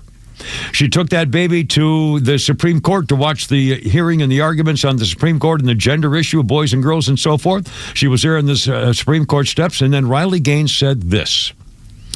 There's a level of emotion to doing what she's doing now, especially, she says, when you have to consider the fact that you have a 3-month-old baby that you have to wrap in a bulletproof blanket because of the threats that were present there yesterday. Bulletproof blanket for her 3-month-old baby because they want to kill her. And she knows they want to kill her. They want to kill her. Did you see the graffiti written on the vehicles now and so forth? The only good ICE agent is a dead ICE agent? Yeah, I saw that. They're calling to get guns and kill. They're literally calling to kill ICE agents. as Nazi Gestapo agents who are kidnapping and disappearing people. I mean, honestly, they're asking for an insurrection. They've already started it. We saw it last night. Attacking an ICE agent, trying to kill him. 3 Venezuelan gangbangers. All illegal. All right, 4:31. Kimber Pete, Pete's off, and Flounder, and Shannon Burke at 5 o'clock today. But it's all good. Everything's fine. We got sports. We got Holy Crap, it's everything, and not to worry.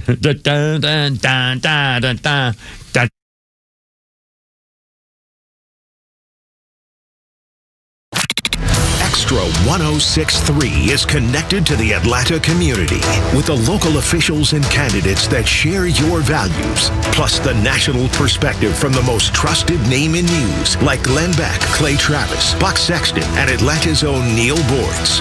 Proud to be the conservative voice of Atlanta. Extra 106.3 FM and the Extra app. Okay, here's the latest. My friend Stephen, the health insurance doctor, wants me to open the whole situation with his health insurance business by making sure you understand this. For the record, open enrollment ended January 15th for marketplace plans. What they didn't tell you is this. You can buy more affordable health insurance year-round outside the marketplace. This message is for anybody who bought an Obamacare plan and had to stretch that payment out for the first month and went, I thought that was a car note or a house note. You're not irresponsible. You know what? You're stuck in a system by people who don't have to worry about ever messing a paycheck. The enhanced subsidies expired. Congress blew it. Premiums going way up. Subsidies, fall time. If you make, do you know about this? If you make more than expected, you might actually owe it back at tax time. I don't know about this stuff. It's too complicated for me, but Stephen, the health insurance doctor, has got it all figured out. He helps people move into corporate-style plans with nationwide PPO options and benefits that pay by the service. Congress said, take it, but Stephen, no, I won't let you down. Here's the number, 678-523-0759. Healthinsurancedoctor.net. This is Monica Pearson for Superior Plumbing. When you have plumbing problems, you need it done quickly and on your schedule. Superior Plumbing will work around your schedule night and day. They've served Atlanta for almost 40 years. They want to be your plumber for life, and they'll earn your trust by doing the work correctly the first time. So do what I did and call Superior Plumbing night or day to have a trusted plumber fix your plumbing issues. To Superior, the honest one. Call 770-422-PLUM. Hey, it's Front Office Lowe's for Howard Brothers and Kawasaki. With the start of a new year, it's also the start of spring prep. The best thing you can do right now is to get your equipment work ready so you won't have any downtime. That's why Howard Brothers trusts Kawasaki Parts, the parts that keep your equipment running at peak performance. Whether you're gearing up for new projects or maintaining your machines, Kawasaki Parts keep your engines running stronger, longer. Stop by Howard Brothers for Kawasaki Parts that you need to get the job done right. The grass is always greener when you take care of it with Kawasaki and Howard Brothers.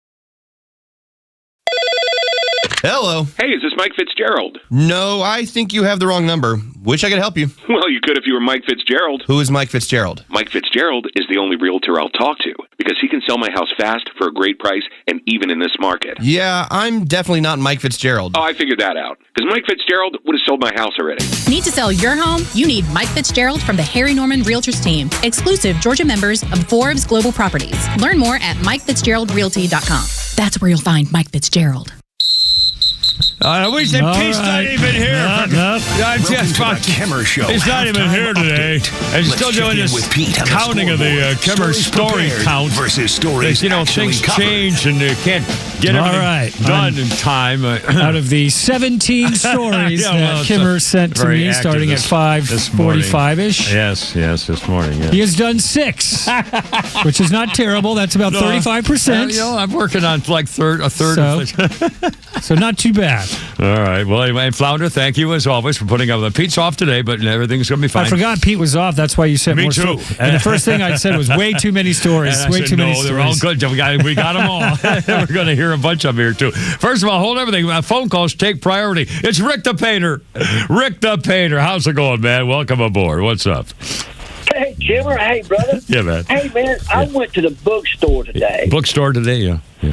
Yes, sir. And I asked the lady, I said, do you have Donald Trump's new book, How to Deport Illegal Immigrants? Yeah. She looked at me and said, get the F out of here and don't come back. I said, yeah. That's it. That's the title. That's the title, Rick the Painter. Because the title, when she was actually telling you, would be the same. The people. Oh God. It's Pete's not even here, and it's just like the same day. It's the same. Oh golly. In fact, it kind of reminds me that the guy who invented autocorrect has died. Restaurant in peace. No, that'd be silly. What's the best kind of music to listen to when you're fishing? When you're fishing, probably something with a bass. Something catchy. Something catchy. Thank you. Oh, mercy. I'm so old, I went to an antique auction. 3 people bid on me. That's not really fair at all. I can sympathize with AA batteries. I'm never included in anything either. Good or AA. You never get anything. Anyway. Yeah, people tell me I'm indecisive, but I'm really not so sure. Let's see. Our birthday list includes Regina King, 55 years old. She's that beautiful, really spicy one. I thought she did a great role in Jerry Maguire. She played the wife, I guess it is, of what's his name, Jerry Maguire's. Renee Zellweger? No, Regina, the black chick, married to the guy Show Me the Money. Show Me the Money. Yeah. Regina King, 55. She was in the show 227 and also in Southland. But I know her from Jerry Maguire thing. She played a great role. Beautiful woman, just really happy and spicy and really kind of cool. And let's see, on this day in history. This was kind of this was back in the day of the war and efforts and so forth in 1968. Jeanette Rankin Brigade. On this day in 1968, in fact, what's the date today? The 15th? I was almost on my way. I'd just been married for a week, and it was shortly after that when I would be bringing my new bride back home and then flying off a couple of weeks later.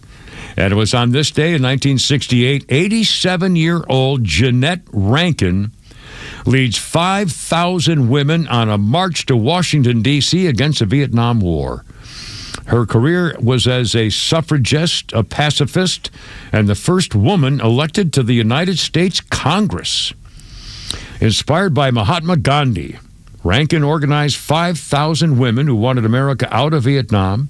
They took a petition to the Speaker of the House, John McCormick. They were dressed in black, mourning the loss of fathers, brothers, and sons in the conflict. Another contingent of protesters had a different approach, dressing in bright colors and provocative outfits, exhorting women to resist approaching Congress playing these same roles that are synonymous with powerlessness. Unite as a force. Jeanette Rankin was a fierce advocate for women's rights, a pacifist, born in Montana Territory in 1880. Before it was a state.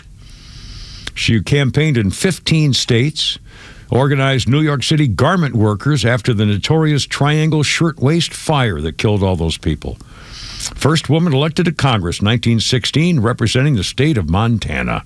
Women's suffrage, prohibition of alcohol, protections for kids, her platforms. She was one of the 50 members of Congress to vote against entering World War I. A lot of people stopped supporting her, and she did not win re-election. She died at the age of 92 in 1973, and the Vietnam War went on for another couple of years. Anyway, come Pete. Pete's off and Flounder, 442 on 106.3. 404-741-1230, 741-1230. And here's the ICE agents. One more quick ICE thing, then we'll move on for a couple other things. In fact, some weird doggy-type stories and some things that just rankle me. I'll bet they will rankle you the same way, too. First of all, illegal immigrant from Afghanistan who has already been convicted of trying to kill his teenage sister because she didn't behave like she should. Wahid Allah Mohammed, 39 years old, caught in Rochester, New York by ICE agents, finally. He had been convicted of first-degree attempted murder and assault, sentenced to 10 years. ICE arresting the worst of the worst, that's exactly what they mean when they say it, conducting targeted enforcement operations. And these are the kind of people the Democrats are trying to protect. The Democrats don't want this guy arrested. He poses a danger, duh. He had stabbed his sister several times. He tried to kill her during an argument where he called her a bad Muslim girl because she dressed like an American and went to nightclubs, so he tried to kill her with a knife, slashed her up. And then his attempted murder conviction, of course, violated the terms of his legal status. And so now they're going to try to get him out. And, of course, they were fighting Democrats want to keep him here. I don't get it. I'm sorry, Flounder, you trying to get me, or was that something else there? We got a couple phone calls. Oh, let's do it. Here we go. 443, what's up? Who's this? Bobby on the horn. He wants to talk about the snowstorm you were talking about. Yes, sir. Abby, welcome, man. How you doing? Working like crazy. Well, back in the 80s, I was logging a job on Terra Mill Road. It's about 20 acres, some of the finest pine timber you ever seen. Oh, nice. But every tree went about 10 foot up and then bent over and then went back up again, and I had to cut that whole bad bottom off of each tree to be able to send it to the mill. And the only thing I could figure that was caused by that ice storm back in the early 70s. I wouldn't be a bit surprised. Honestly, I never saw anything like it. I got up in that shop. Jimmy Carter invited me to go along with a couple of pencil pusher reporters, and I was the only radio or TV guy, and which was amazing. And if you're flying up, honestly, everywhere you looked, mailboxes, cars, I mean, if it was outside, it was covered in ice, and it looked like a crystal. It looked like a giant diamond ring everywhere. Damnedest thing I ever saw. I've been to a lot of jobs in my life, but that's the only time. I'm not talking about a few trees. Every pine tree on that whole job. And I had to cut that off and just throw it away. Oh, man. You could make a crooked board out of it. I'll bet. Now, you have one of those big-time Charlie gas chainsaws, I'm guessing, for that job, huh? Oh, yeah. Oh, yeah. When I was a kid working construction, getting ready, because I was captain of the football team my senior year in prep school, and I worked for a bricklayer to get in shape. And he one day was cutting down trees, and it fell over on me. And he put the wedge in it. You know, thank God it wasn't like 10 feet diameter, but it was a pretty good tree. And as it started to cut, he said, "Oh, it's going the wrong way. Look out, look out!" And I dodged to the left, and it scraped my whole left shoulder and back, and pretty good. But I thought, oh my God. That was my experience in cutting down trees. I didn't do that again. Anyway, listen, thanks, man. Have a great story. Have a great day. 445. Kimber Pete is off, and Flounder is here. And we'll do a little sports thing. We have Shannon Burke joining us in about 15 minutes or so, which will be kind of exciting, too. And also, I didn't know you could copyright your behavior, but apparently you can. And by golly, I may do like, I got to go, you're killing me, or her, Poe, or something like that. Yeah. Or sing Start me home, to make Christine. your fortune. Yeah, there you go. 4:40, that would work. 4:45, that'll get me a little hot never babe. know. Yeah, there you go. One last chickie for when I go. 4:45 already. Kimber Pete is off and Flounder. Look out.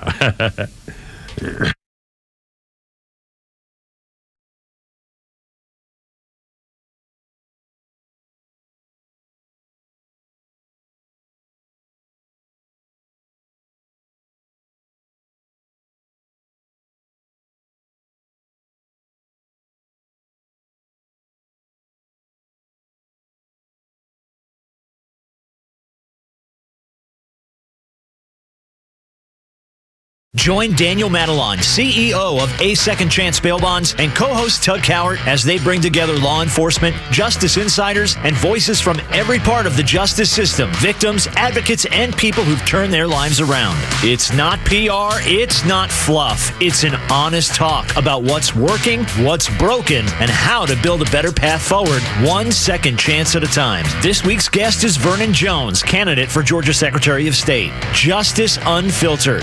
Unfiltered, informed, and unbiased. So your New Year's resolution was to slow down on the drinking. Now you're in a jail cell facing a DUI. Time to call A Second Chance Bail Bonds. A Second Chance will get your loved one home quickly. For 20 years, they've been helping folks with 12 locations across Metro Atlanta and Birmingham and are available 24/7. For fast, professional, discreet services, call 404-BAILOUT. That's 404-BAILOUT or visit atlbail.com. A Second Chance Bail Bonds. It's better to know us and not need us than need us and not know us. Hey, it's a Kimmer talking about Stovall. Yeah, I just wanted to brag on Stovall. I went up there and actually got a quote on some of their material up there, and he gave me the quotes I wanted, but he said what would work best, they don't carry, and referred me to one of their competitors. That's how good they are. And sure enough, he was right. The material he was talking about that they don't carry, it's actually going to work best for me. So I've got that on the way, and it all worked out well. It makes me want to go back and buy something from them now. Folks, when it comes to landscaping supplies, start at Stovall. 11 locations around Atlanta. Online at StovallInc.com.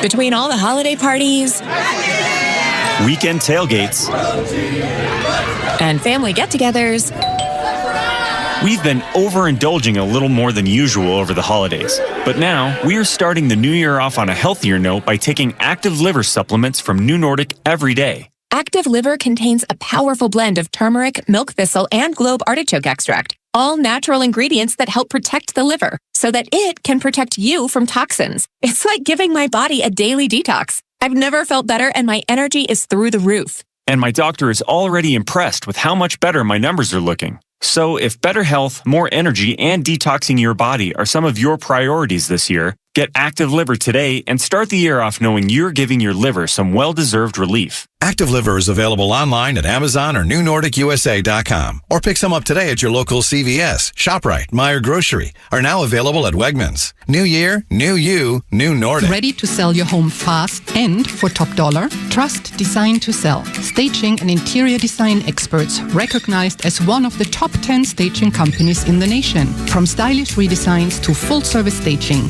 Design to Sell creates spaces buyers fall in love with. Faster sales, better offers. That's the power of great design. Call 678-505-1433 or visit homedesign2sell.com and ask for the fan special.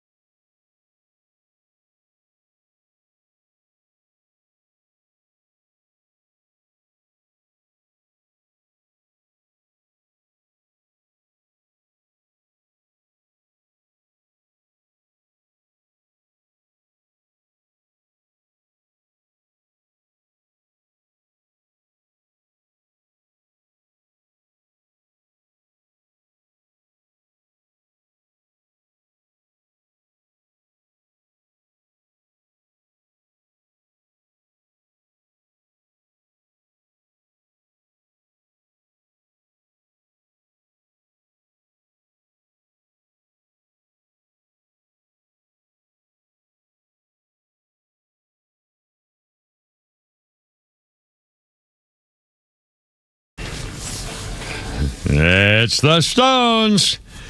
Got a little trouble on this back in 1967. Not for long, though. On the Ed Sullivan Show. 1967. The Stones forced to change the lyrics of Let's Spend the Night Together into Let's Spend Some Time Together when they were on the Ed Sullivan Show after producers objected to the content of the lyrics. Jagger, let me tell you the full story here. Ed Sullivan wanted to change the lyrics, Let's Spend Some Time Together. Mick Jagger and Bill Wyman rolled their eyes as they performed the altered lyrics. When they returned to the stage after their performance, they were wearing Nazi uniforms with swastikas. When Sullivan ordered them to change before going on stage, they left the studio. As a result, Ed Sullivan banned them for a second time from performing on the show ever again. They had previously been banned after their first appearance on Ed Sullivan because of chaos from their screaming fans. However, he banned them again, but it didn't last long. They would appear once again the next year in 1969, or 2 years later, 1969. Anyway. Da-da-da-da. Our birthday list includes, let's see what we got here. There's a little birthday list here. I got one. Here we go. Lisa and Cult Jam. Lisa's 59. Her real name, Lisa Velez. Her biggest smashes, I Wonder If I Take You Home, Head to Toe, All Cried Out. Lost in Emotion. That's one I know. Lost in Emotion. Lisa is 59 years old today. And let's see. Oh, here we go. A little quick media kind of update here thing. 1977. This was the day that Dan Aykroyd and Jane Curtin debuted the Coneheads on Saturday Night Live. 1977. You know, that's the show. Back in 1977, I never missed Saturday Night Live. Everybody watched Saturday Night Live. That was when it was funny and creative. Yeah. And again, I had him on my, when I was a TV anchorman, I had him on the whole crew. I'm sorry. When I was still in radio, I was also a TV anchorman for a while there. But when I had him on my radio show, all of them, Jane Curtin and Dan Aykroyd. There's a good documentary. I think it's on Netflix. It's a very good documentary on John Candy. Obviously, he wasn't on SNL, but Dan Aykroyd and a bunch of other people who worked with him over time tried to save him, I think, didn't they? Well, they said he was just the nicest guy. Like, what you thought of Jay is exactly how he was. Just the sweetest, nice man. Yeah. And during the filming of Stripes, where they filmed it, it was a dry county.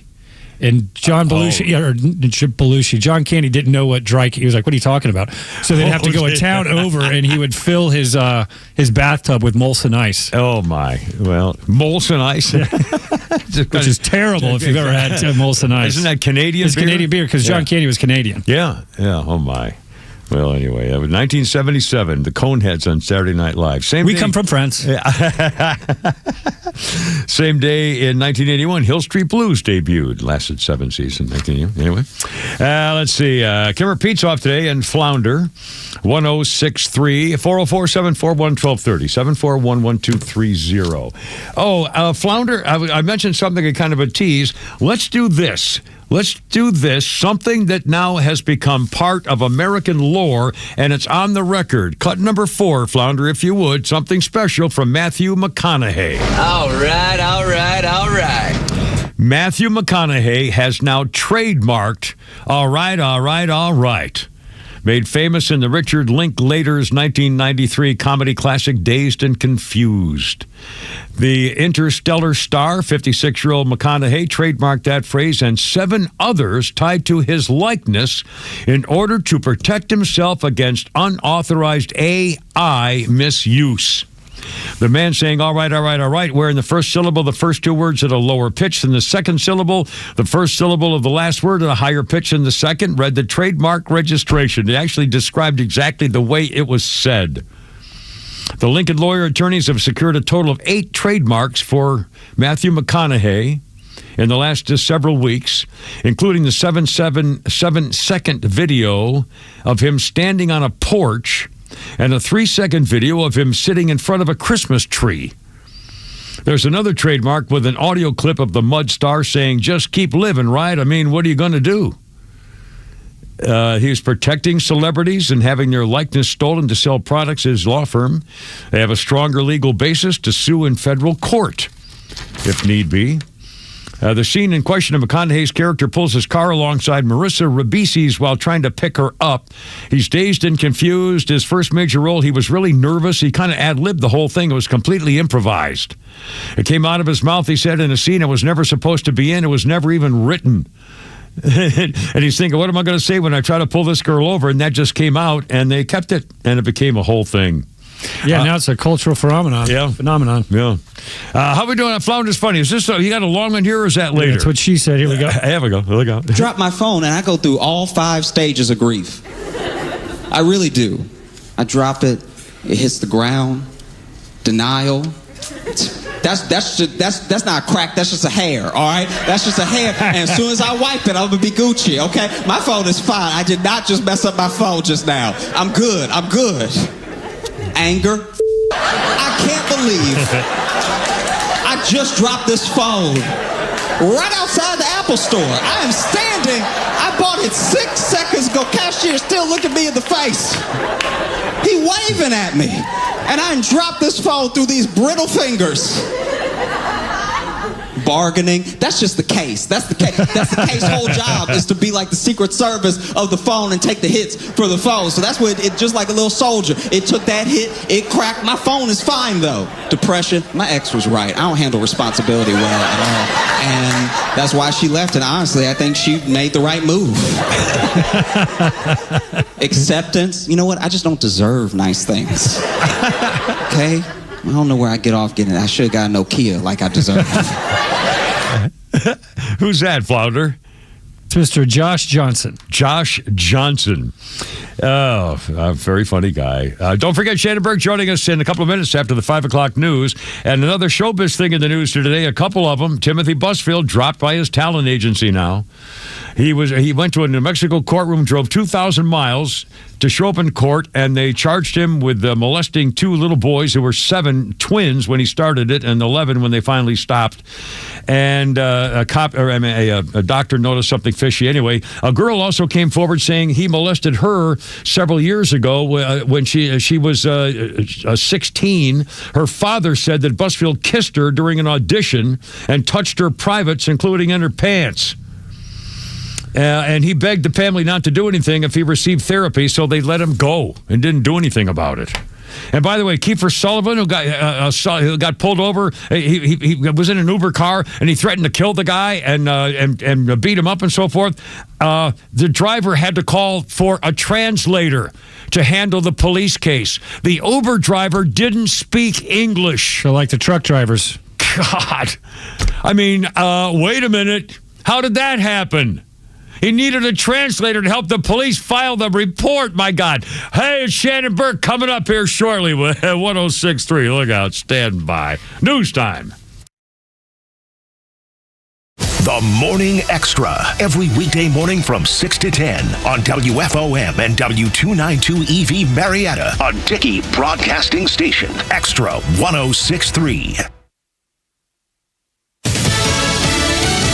Enough is enough. I'm Lisa Brady, Fox News. That message from the U.S. at a UN Security Council meeting on Iran. He has made it clear all options are on the table to stop the slaughter. U.S. Ambassador to the UN, Michael Waltz, calling President Trump a man of action, also rejecting Iran's claim protest deaths are part of a foreign plot to spur U.S. involvement. Everyone in the world needs to know that the regime is weaker than ever before and therefore is putting forward this lie because of the power of the Iranian people in the streets. He says Iran's actions don't match its words, that it's ready for dialogue. For the first time in decades, the U.S. has no aircraft carrier in the Middle East after sending the USS Ford to the Caribbean. Yesterday, 2 aircraft carriers left San Diego and Norfolk to unknown destinations, and the USS Lincoln in the South China Sea may be repositioning to the Middle East, but would not be in position for about 2 weeks. Fox's Jennifer Griffin. Venezuelan opposition leader, Maria Corina Machado, just confirming she presented President Trump with her Nobel Peace Prize during a White House meeting today as a recognition for what she calls his unique commitment with our freedom. That meeting a day after President Trump had a long call with Venezuela's acting president, Delcy Rodriguez. The White House says she has been cooperating following the ouster of Nicolas Maduro. More unrest in Minneapolis after a Venezuelan suspect was shot and wounded in a second ICE-related shooting in the city. Some protesters smashing cars and breaking into one vehicle last night. And take what appeared to be a gun safe out of that vehicle along with some other gear. It comes as anti-ICE protesters were throwing everything from rocks to fireworks at those agents. Fox's Alexis McAdams. The White House says Democrat officials are fueling violence with rhetoric demonizing agents and calling for resistance. America is listening to Fox News. My name is Whitney Allen. I am a widow. My husband, Ryan, died. We never thought in a million years we'd have to use life insurance. The unexpected happened. With Ethos, it is so fast and easy. It's 100% online. You can get a quote in seconds, apply in minutes, and get same-day coverage. No medical exams, and you can get up to $3 million worth of coverage through Ethos. Get your free quote at ethos.com/term. That's ethos.com/term. Time spent on application may vary. Online health questions required. The new year means new resolutions, not just for your body, but for your finances as well. Did you know that financial health is directly related to your identity protection? This is why you need LifeLock. LifeLock monitors hundreds of millions of data points per second. If your identity is stolen, LifeLock's restoration specialist will fix it, guaranteed, or your subscription money back. Resolve to make your identity, health, and wealth part of your New Year's goals with LifeLock. Visit LifeLock.com and save up to 40% off your first year with the promo code BECK. Terms apply. Herp! Herp! Help! Herp! Herp! Help! Let's get it together, ladies. Left shoulder, right of like, ready on your dog target. Herp! Help! Herp! Help! Road guards out. Help! Look out. It's only me. It's only the Kipper. Pete Davis is off today. Flounders here, the mechanical mangler. And he's second now. We'll be linking up with Florida Man Country Radio. It's Channel 3, 2, Shannonburg. It's Shannonburg. Already? It's Shannonburg. Bring him on, baby. Hey, come on. What's going on, buddy? Oh, we're on the right side of the grass looking at these freaking riders. They got their insurrection exactly what they planned. Oh, man. I'm telling you, what a time. You know, I really I see these guys, like the one guy that got popped in the eye and... poor baby. Yeah, that's what I say. Look, I know one way that wouldn't have happened had you stayed home and not been an idiot that day. Exactly. You're asking for it. What do you make of Walz's invitation and request for the citizens to get out there and film everything they do? Yeah, this is after he said, let's tone down the... He demands President Trump tone down the rhetoric and so forth, and then says, by the way, get your phones out and find out where these agents... I mean, I hate these people. I hate that big, fat, phony scumbag, that dirty, rotten... yellow-bellied, chicken-livered traitor coward who turned his back on his troops in the National Guard when they were going to war and then pretended he actually carried a gun in war like a dirty, rotten snake. Oh, man. You think he'll get impeached? Oh, he ought to go to jail. I mean, I don't think they'll impeach him because I think Minnesota's so screwed up. It's going to take federal authorities to arrest people. And then people in Minnesota are not going to turn on their own people. I think they're a bunch of freaking leftist cowards. I don't see anybody rising in the streets to take on the protesters. I don't know. I mean, maybe they're just cold or afraid or want to stay out of it until it's all over. I don't know. Or we have jobs. Yeah, well, there you go. I mean, that's the other thing. They don't seem like the kind, Minnesota nice is really a thing in many ways, and it may not be that, these are like it's a paid professional ring of organized agitators. I mean, hell, the woman who got shot learned all her trade in her son's charter school. Yes. My God. Look what I got her. Jeez. Yeah, it's it's going to go on for some more up there, I believe, and hopefully no one else gets hurt. Can you imagine if this had been July? Weather? Oh, you mean in terms of weather? The people getting out to protest more? Yeah. I don't know. I think the people up there are maybe they're well suited. I don't know. They're into that, but it's miserable up there right now. Oh, brutal.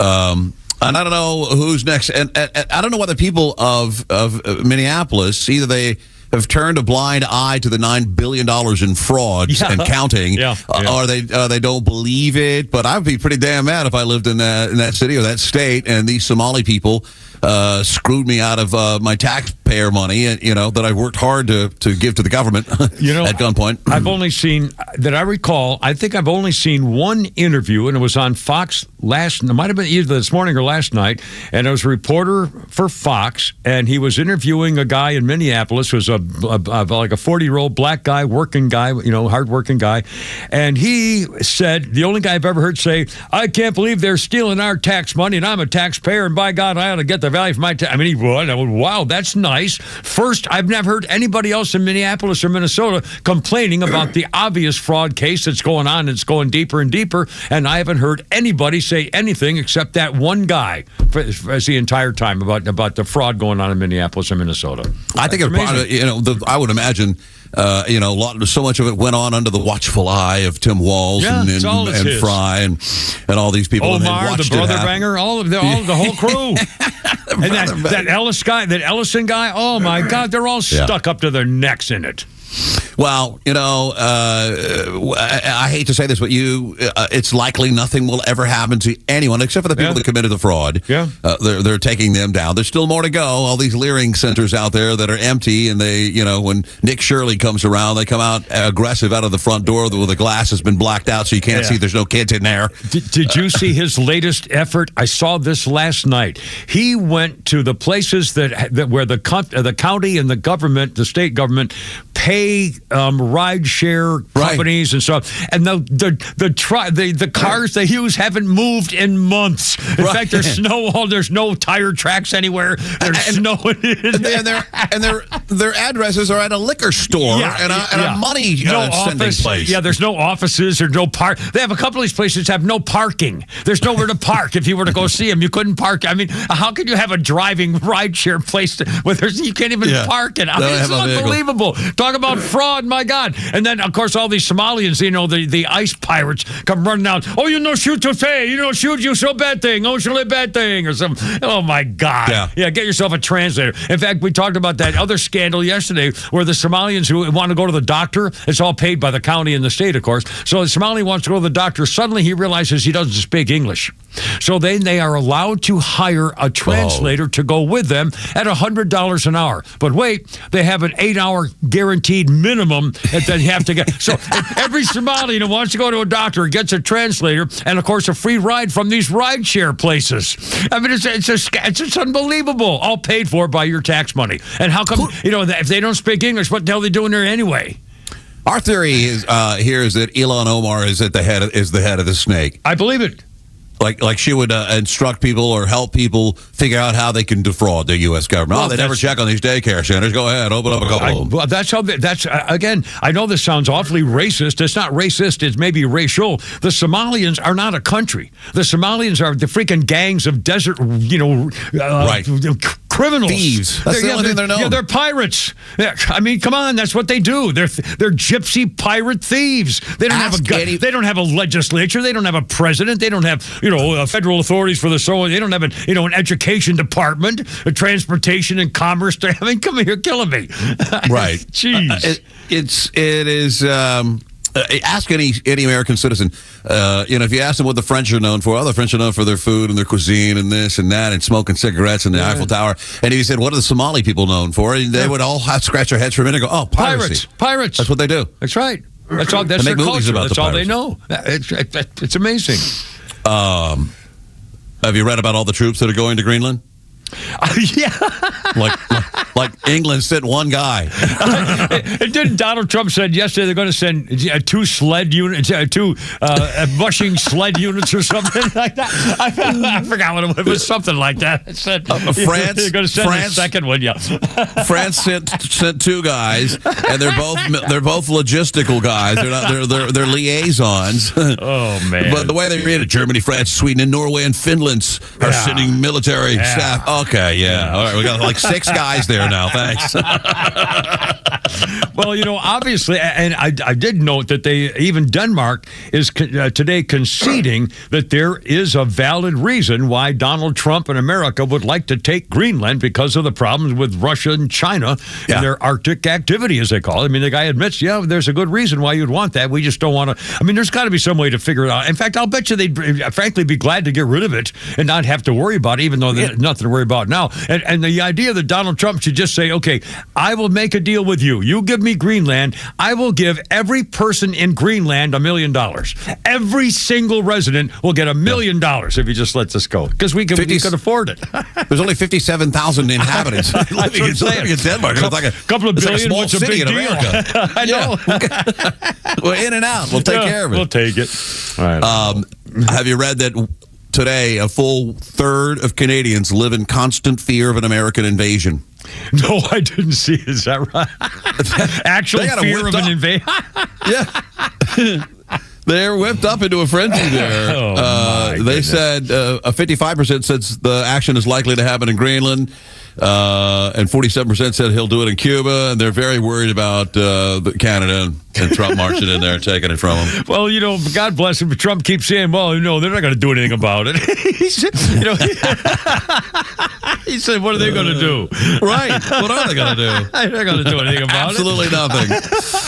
Well, I thought we'd see a free Iranian people by now. I thought it would happen over last weekend. But something's up. Something is up.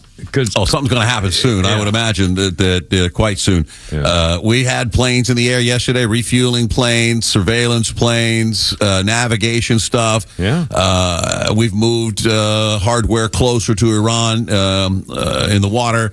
What we see there is, in my opinion, other than the people being shot and killed in the street, it's beautiful to see these people rise up. And I imagine Khomeini's already in Russia or somewhere else hiding out with a plane load of cash. I wonder if there's already a plan in hand to just kill the mullahs. Send in SWAT teams and kill the mullahs and let the people decide what they're going to. And I will bet you, I will bet you that, well, I don't, who knows, but the brainwashing from the time you're a baby in Iran, But it would seem to me that if they got rid of the people who just want to kill every Jew and kill every American and get rid of those, rabble-rousing the psychos, that the Iranian people pretty much really just want to be left alone. And I'll bet you that they would be very happy to make some kind of a deal with other countries in the Middle East, just kind of lay off a little bit, maybe have some real estate deals, or maybe some trading deals where we can help them and they can do. I mean, whatever. There's got to be a way to work this out because the people of Iran, they never had a chance to. Well, I don't know what they 47 believe. years. I mean, I don't know. They would see the majority of. They're willing to burn down mosques. They weren't originally an Islamic founded nation. Yeah. But I think they want to return to the 70s when they could wear bell bottoms and women had big hair and they could listen to music in the street and live their lives. The Shah of Iran's kid had a condo in Williamstown, Massachusetts, where my brother was at Williams College and also the golf pro at Taconic Golf Course. And I played golf up there and I would walk by the Shah of Iran's house on the golf course at Taconic Golf Course. Wow. Well, he's ready to come back. Yeah, and again, I don't know how that's. I don't know anything about Iranian politics. I know that it's an issue, and there's a whole segment saying no, we don't want that. We do want something back again, but we know. Who knows? I don't know. I don't know. And again, the way they're raised, and if that's all talk about brainwashing for what you believe to be the right thing. I don't know whether you could. I don't know how you undo that. I don't know. Do you? Well, you got a million people in the street that are willing to undo it. Well, hopefully, yeah. I think the majority. But if they don't have any guns, they need weapons. That's where we come in. Yeah, you would think. I wonder what Trump's got up his sleeve. He's whole milk.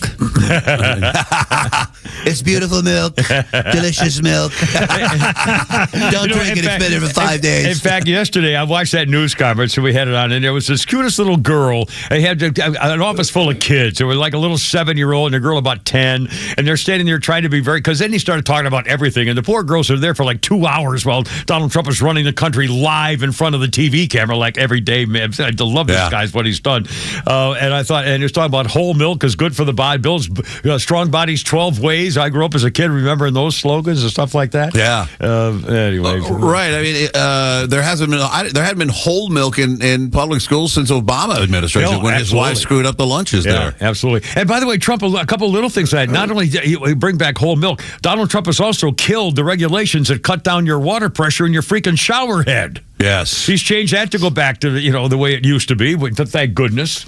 Yeah. He's done a bunch of things like that. Just, little stuff. And I don't know if he gets much credit for it, but... No, probably not. Have you got your hands on John Hinckley's new memoir? No, I have not really. I haven't read anything about it, or anything exciting in it, or new. Yes, really? A couple of things. It's called Who I Really Am. Oh God! And in it, he admits that he's voluntarily taking Zoloft and Risperdal or something, or no. Yeah. But he gives himself credit, and he believes that perhaps he turned Jodie Foster into a lesbian. Did he? Oh my God! Yeah. Well, he made her go lesbo. Well, he kind of thinks highly of himself there, doesn't he? I mean, he never met the woman, but he was obsessed by that movie Taxi Driver that she was in. With 12-year-old hooker, yeah. And I guess that turned him on, but he turned her. In his defense, though, TMZ called Jodie Foster's camp, and they had no comment on it. So they could easily say, no, that's not what did it. I'll be damned. Well, Jodie Foster is one of my hottest favorite lesbians, I have to admit. I mean, she's got a look about her. She is a looker. Yeah. They get into the details. I didn't know a lot of stuff. He had 3 guns. He sold 2 .38s in order to buy a bus ticket from L.A. to D.C. Jeez. And he kept the 22 that he took fired like 6 shots rapid. Yeah. He thought Reagan was waving directly at him when Reagan liked to wave at people out there. Really? I've just read the story about it. I haven't read the book yet. I doubt I will. But wow. What are you gonna do? War Powers Act fails in the Senate. Well, thank God J.D. Vance was there to break the tie 50-50 for the one to try to stop Donald Trump. Well, I'm talking about the Venezuelan Act. J.D. Vance had to break the tie 50-50 when they tried to stop Donald Trump from doing whatever he wanted to in Venezuela, and J.D. Vance had to go for that. But again, these freaking at least the Republicans pretty much stayed together on it, which is rare for the modern day Republicans. Yeah, it is rare. So, but what are you gonna? Have you heard? I'm sure you've played Josh Hawley with that doctor asking if men can be pregnant. What is a man? And he kept saying, no, ma'am. It's a yes or no. Can men get pregnant? And she every time, can men get pregnant? I think yes or no questions are political. Yeah. Well, can men get pregnant? Trying to do here. Yeah, what's the goal of the question? And then all the other doctors there were like, no. So I asked myself, what's the benefit of her as a doctor to have that mindset? Yeah. I mean, where does she benefit? I mean, by the small trans community? Well, I mean, in hell, we put a woman on the Supreme, Kajanji Bippity Boppity Boo. Put her on and didn't know what a freaking woman is, and she's the Supreme Court Justice forever. God. I don't want to go see this lady with a hangnail or a headache. If she can't get it through her head that a man is a man. Unbelievable. And by the way, one other great soundbite we played, we're going to play again a little bit later on, is Caroline Leavitt at the podium today when the reporter asked her a question that was so biased about the woman getting shot. Yeah. And, you say the DHS, they haven't done anything wrong, and she hammered him. Oh, wow. And then he went on CNN to complain about how meansy she was to him. It wasn't as bad as that police officer chief who was crying the other day. Was that Portland or I can't remember? Oh God! If I see my police chief crying, Portland. Oh God! Freaking pansy! And he wasn't crying over like another fellow officer down in the field or anything, or a little girl getting hit by a car. He was crying because 2 Tren de Aragua terrorists living here illegally got shot in the legs. Good Lord. Good Lord. Hey, is it cold up there? It's 20-something. It's cold as balls. Yeah. Oof. Are you gonna get snow? We might. It's unlikely, but possible. Next we might get a little dusting. Yeah, possible. How about you? You're not going low down there, are you? That low? No, but the Panhandle is expecting some snow. Really? Up in our market up in in Fort Walton Beach and Panama City. I don't know about Panama City, but I mean, here in Central Florida, it might get 35. So yeah, 35. That's what the cold. When I was in Palm Beach Gardens, we got frost a couple times. Never got any snow when I was retired down there at PGA National, but I never got any snow. Yeah, but it gets cold. I haven't heard Pete. Is Pete with you guys today? Pete is off today. Pete, the mountain women of the mountains of Macon apparently got something going. He had a doctor's appointment. Oh, is that what it was? Okay. that's what I used to. A doctor. I gotta go to the doctor. I got this heart thing. You had to get some more ointment for that infection. Yeah, I got that something creeping up on me. I got a little rash aside. What the hell that came from? Does this look infected? I don't know. Yeah, well, it was Asian cheerleading at the Kimmers last night, so we had the high heeled dance off, so it got totally out of hand. I don't know. All right, boys. Always a pleasure. Good to hear from you. Shannon Burke, Thanks, you're the guys. man. All right, man. I'll talk to you later. Shannon Burke and the boys in Florida who are men, by golly. Anyway, 522. When you're ready for a new truck, SUV, or car, there's one place Atlanta drivers keep coming back to: Jim Ellis Chevrolet. That's because Jim Ellis Chevrolet makes buying a Chevy quick, easy, and hassle-free. No pressure, no games, just a smooth, transparent experience from start to finish. And the Chevy lineup is stacked, from the legendary Silverado to the versatile Equinox to the bold new Blazer and the fuel-saving Chevy EVs. Plus, they've got a huge selection in stock right now, which means more choices, better availability, and competitive pricing you can feel good about. Here's the best part. You don't even have to start at the dealership. You can shop online, value your trade, schedule a test drive, even complete your paperwork from home. It's called the Jim Ellis Expressway, and it lets you buy the way you want, in-store, online, or a mix of both. And when you do step inside, you're treated like a guest, not a transaction. That's the Jim Ellis difference. Shop online at JimEllisChevrolet.com or visit Jim Ellis Chevy on Peachtree Boulevard, just inside the perimeter. Jim Ellis Chevrolet. Together, let's drive.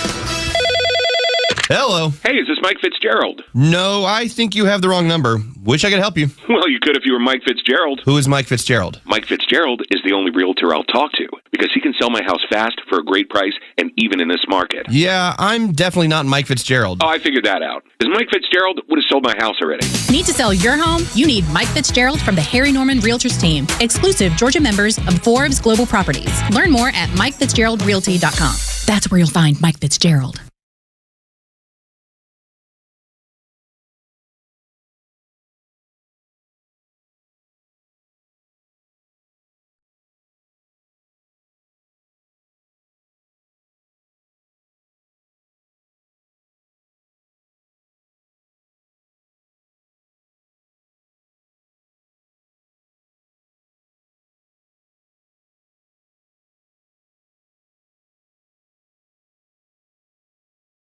Has it crossed your mind? Have you been considering an electric vehicle? Well, make sure it's practical and make it a Toyota. The new 2026 Toyota BZ, estimated 314-mile all-electric driving range and strong immediate acceleration. 0 to 60 in 4.9 seconds. Now we're talking about a quiet, smooth ride that also gives you punch. And it makes your daily drive easier on top of that because with an option to charge at home, you can eliminate gas station stops and keep your routine simple. And here's why to buy at Marietta Toyota. We, of course, have been serving Marietta since 1975, and this team knows Toyota better than anybody else. They know what real inventory is and ongoing support right here on the Kyle Parkway South location. Right now, 0% APR for 72 months plus $3,500 bonus cash on the new 2026 BZ. Marietta Toyota, we've been here and we'll be here for you. 0% APR for 72 months equals $1,389 per $1,000 finance with approved credit through Southeast Toyota Finance. Not all buyers will qualify. $3,500 bonus APR cash from SCTF requires financing with SCTF. Applied as a down payment. No cash back. Offer ends 2/2/26.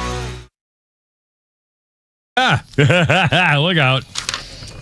Kimmer, Pete, and Flounder. Now, way back on the playlist? Or is this we're not back on the two left in the playlist, right?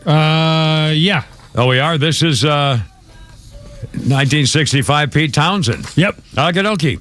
Because it sounds like The Who. I don't. Yeah, it's The Who, which is Pete Townsend. I got it. Released their first single, I Can't Explain, on this day, 1965. That was written by Pete Townsend when he was 18, with Jimmy Page on rhythm guitar and the Ivy League on backing vocals. The song I Can't Explain went to number 8 on the British chart, peaked at 93 in America. David Bowie recorded a version of the song for his 7th album, Pin-Ups, in 1973, along with another Who song called Anyway, Anyhow, Anywhere. I know it. Let's see. Kimmer Pete's off and Flounder, and thanks to Shannon Burke. And a couple of, we'll do a little sports action here, too, for you, if you don't mind. A couple of sports birthdays. Randy White, Hall of Fame football player, is 73. They used to call Randy White the Manster, as opposed to the Monster. The Manster for the Dallas Cowboys defensive tackle. He went to college at Maryland, which I did not remember, and which is kind of interesting. A guy from Maryland being that much of a Hall of Fame football defensive tackle. Pretty cool. Randy White's 73. And a boxer named Bernard Hopkins is 61. They called him the Executioner. He is the oldest world boxing champion ever. He took over the older age from George Foreman. It didn't say what age it was, but he was a middleweight and light heavyweight fighter. Bernard Hopkins, 61. I remember the name. I don't remember much about him, ironically. And a couple things here. 1892, the rules of basketball were first printed in the Triangle, a newspaper in Springfield, Massachusetts, where the game originated. They were devised by a guy named James Naismith. Another two. And on this day in 1967, the Green Bay Packers of the NFL smashed the Kansas City Chiefs of the AFL in the first ever AFL-NFL World Championship, better known to become known as the Super Bowl. Super Bowl I at the Memorial Coliseum in Los Angeles. The AFL Kansas City Chiefs, founded in 1960 as a rival to the NFL. AFL, Packers still heavily favored to win the game. 60 million people tuned in to watch the game on TV. The Chiefs managed to keep it close for the first half. Halftime, Green Bay ahead 14-10. The Chiefs' only touchdown came in the second quarter, a pass from Len Dawson to Curtis McClinton. The Packers broke the game wide open. Willie Wood, the safety, intercepted a Dawson pass, went 50 yards for a touchdown. Green Bay scored 3 more times. Elijah Pitts ran in 2 touchdowns. Max McGee came on the field after the Boyd Dowler, the starter, was injured. Max McGee, as I recall, wasn't he the one who was out drunk all night, and he didn't know where he didn't know anything except he just kind of grabbed for the ball whenever he saw it or something. It might have been was one of those guys that got hammered, as I recall. Brian Bart Starr completed 16 of 23 passes. The game at the end stood 35-10. Bart Starr, most valuable player. After the game, Green Bay coach Vince Lombardi expressed the common opinion that even the best of the AFL, even the Chiefs, quote, don't compare with the top NFL teams. 2 years later, the AFL proved doubters by winning Joe Namath and the Jets, beating the Baltimore Colts in 1970. And by the way, this was the first time the only Super Bowl simulcast on 2 TV networks. And again, 1967, NBC had the rights to televise AFL games. CBS had the rights to broadcast NFL games, so both networks were allowed to televise the game, both. And unfortunately, back in the day, both companies erased the tapes to save money. So they could reuse the tapes all over. Instead of buying new videotapes, they erased them.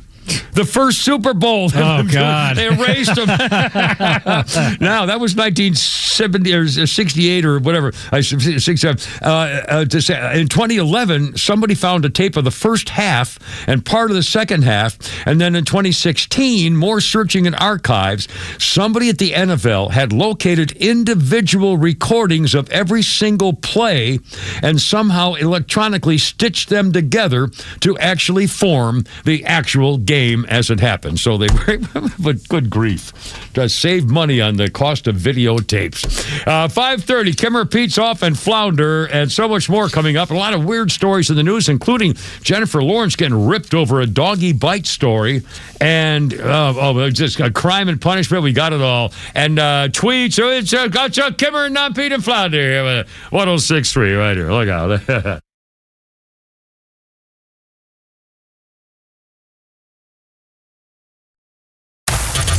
Extra 106.3 is proud to be a community station that shares your values. This is your station, talking about issues and stories that are most important to you and your family. Stream us live on our all-new app in crystal clear HD and always live on your radio at 106.3 FM. Did I mention they got like 500 safes ready to go at Atlanta Safe House in Alpharetta? The new location on Union Hill Road in Alpharetta. Mark and the boys, you've been talking about that's amazing. They have safes to fit every possible purpose. If you are looking to take care of jewelry or documents or pictures and things, paperwork, your medical records, your living will. I mean, I found out the hard way about medical records. I didn't have my safe down the floor when I retired, and it cost me a lot of money. That's the way it goes. It's my fault, like an idiot. Don't be like the Kimmer. I mean, I'm telling you, Mark, and I'm telling this too. Atlanta Safe House has more Browning and Fort Knox safes than anybody in the entire southeastern United States. Browning was my first gun safe years and years and years ago, and they have safes of all. Their gun safes and their pistol safes, all shapes and sizes, and they have safes to fit bows and arrows and documents. They can build you a vault door. I mean, these guys don't fool around, and they only use people you can trust to deliver that safe. Off-duty firefighters, police, stuff like that. You can trust them to make sure they take care of your rights as well as your stuff. AtlantaSafehouse.com. Hey, this is Matt from East Cobb. We basically bought our house from our in-laws. It was my wife's childhood home. One of the issues that we've had when we first moved in was our dog in our backyard. It was extremely shaded, could never grow grass back there. We resodded it twice. So ATL Turf Co. did an amazing job with our backyard transformation. They basically created a miniature golf hole. We have a miniature fairway. We also have a miniature little putting green. Consists of about 4 holes, total about 40 yards, so you can definitely work on your short game and your putting. After that transformation that ATL Turf Co. did for us, my father-in-law came and saw his house the way it looked after the fact of we had a putting green and a miniature golf course. Sure enough, he did the same thing with ATL Turf Co. He has a beautiful backyard, wonderful stonework, drainage, and a beautiful practice area for chipping and putting. Check him out online at atlturfco.com. The 2026 State Indoor Winter Games are coming, and we need volunteers. Special Olympics Georgia needs your help. January 30th and 31st in Marietta and Cartersville during the 2026 State Indoor Winter Games. Come get involved in a great cause and help our Georgia athletes. There are several positions available. Get involved in any sport you'd like, from basketball and bowling to gymnastics, powerlifting, and pickleball. Sign up today and join our team. Learn more and register at SpecialOlympicsGA.org. That's SpecialOlympicsGA.org.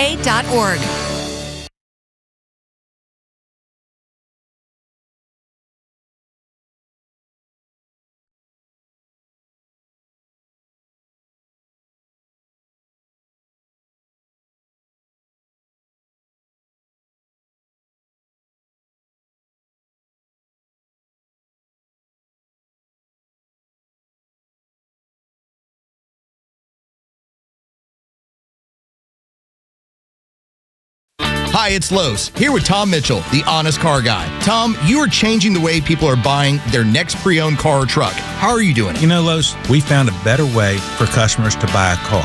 An honest way, a very transparent way. You pay what we pay plus our honest fee. How do you prove that? We even prove it to you by giving you a copy of the bill of sale at the end of the deal. How much can people save when they buy their next vehicle with the Honest Car Guy? I've saved people upwards of $20,000 and $30,000. I mean, it really depends on the year, the make, the model of the car, and the price of the car. You know, on a $15,000 car, I can't save you $20,000. We can probably save you $2,000 or $3,000. But it's through the course of the whole sale. The big one here that people don't realize, the financing. You go into the dealership, they tell you your rate's 9%, or really it's probably 7% because they're allowed to make 2 points on there. The Honest Car Guy, you'll save an average of $5,000 to $10,000 depending on the price of the car. Folks, if you want to save thousands on your next pre-owned car or truck, try the Honest Car Guy. Call 844-SHOW-ME-1. That's 844-SHOW-ME, the number 1, or honestcarguy.com. Did you know that there are over 34,000 lawyers in the state of Georgia? Yet despite that huge number, Bruce Hagen was recently named by his peers as one of the top 100 lawyers in the state. Do you know who is not among the top 100 lawyers in the state? Some clown standing on top of an 18-wheeler. Those kind of lawyers may make flashy ads, but they're just marketers, not real lawyers. If you've been injured in a car wreck, you need Bruce Hagen, a real lawyer who tries cases and wins. Call Bruce Hagen. He's the real deal for your injury case. Hagen-law.com.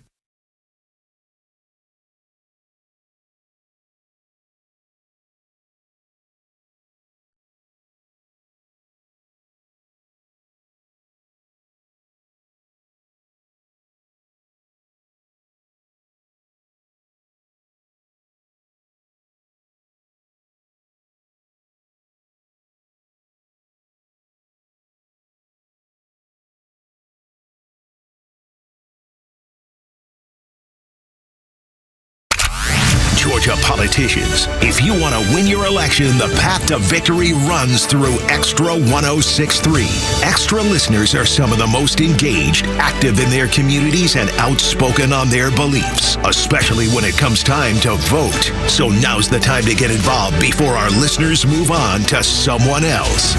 Tell the candidate you're voting for that if they want to win, the path to victory runs through Extra 106.3 FM and the Extra 106.3 app.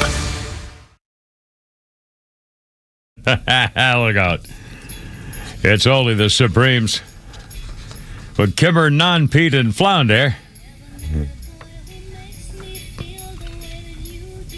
That's all right. That's a cover of somebody else's song. Who used to sing this song? Who did this song?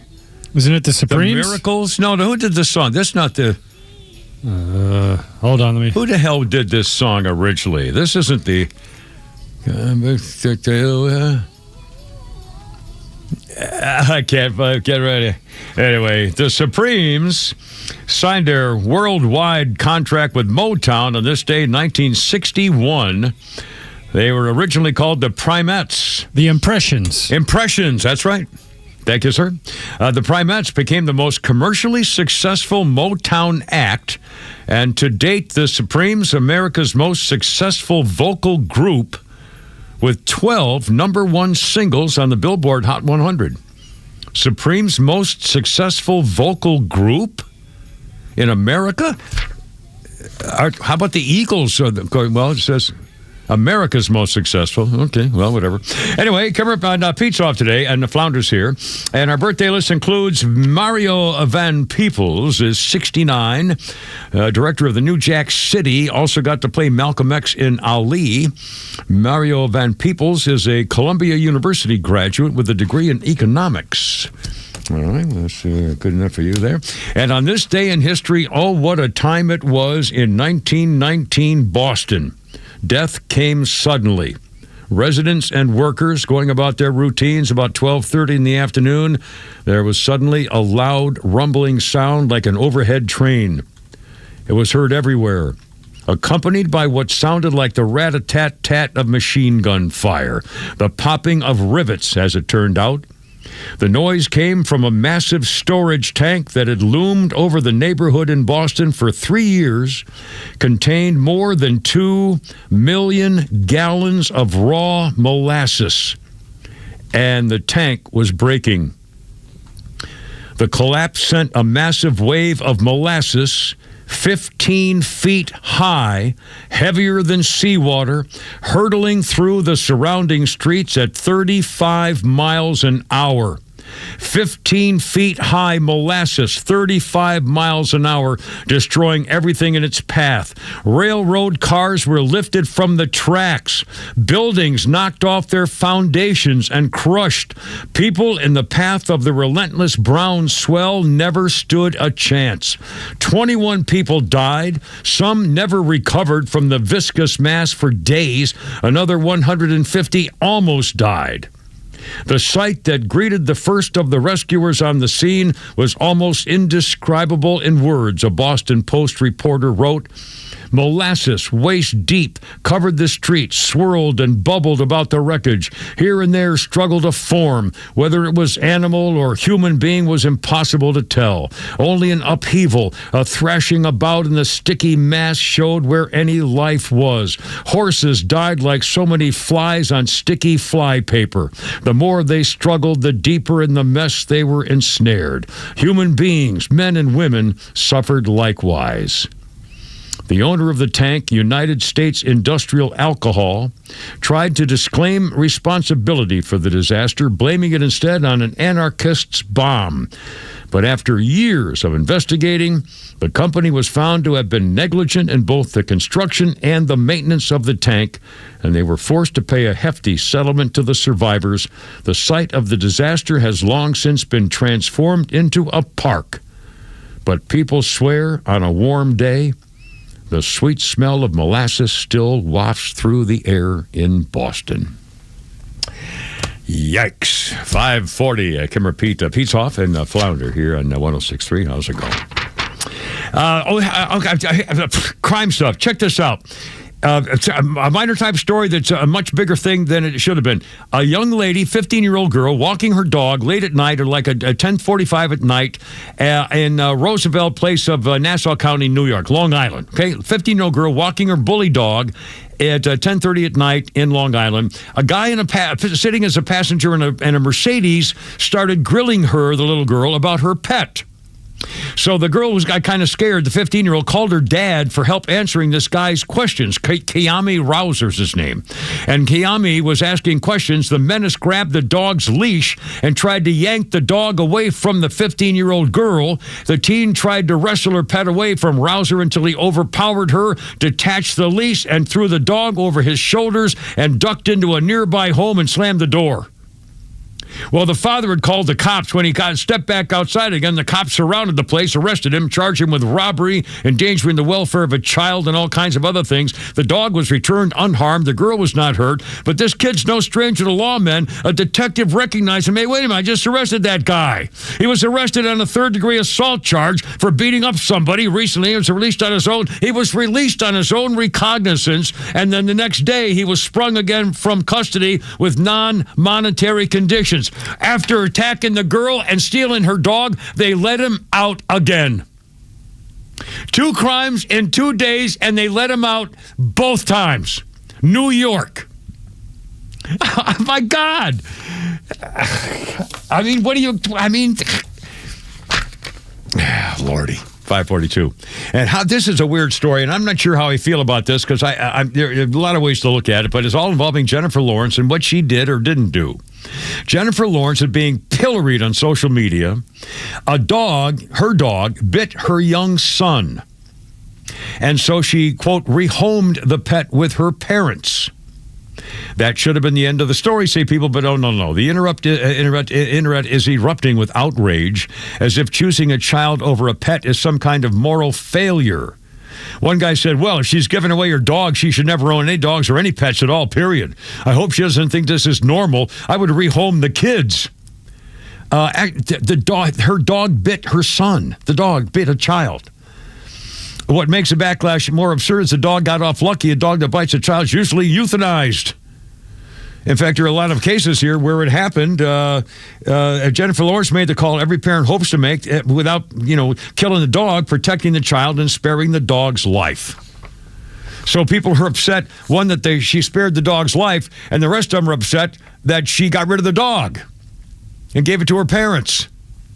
I don't know. I mean, it's just, the whole thing is freaking crazy. Oh, by the way, how do you feel about this? In New Jersey, in Hudson Harbor, Edgewater, New Jersey, dog owners, if you have a dog in this New Jersey condo, you have to pay $200 so that the condo association will swab your dog for his DNA. And they use it when they find dog poop in the area. They take the poop. There's actually a woman, property manager Christina Ortiz, scoops up dog waste she finds, mails it to a certain laboratory they have a deal with to see whose dog it is by checking the dog's DNA in the dog poop. It holds the residents responsible. They can be fined a couple of $1,000, and they're doing it. If you're that dog, and I don't blame them, there's nothing worse than walking in someone's dog poop just because they didn't clean up after their pet, which is kind of bizarre. Anyway, 545. Kimmer, Pete, and Pete's off today, but Flounder's here. And also, the famous former legislator, Kirsten Sinema from Arizona, the switch hitter, is now being sued for some of the results of her switch hitting. It's all coming up 5:45 at 106.3. How's your Thursday? Another Flounder's Funny coming up. We'll do some tweets, too. Look out. Here we go.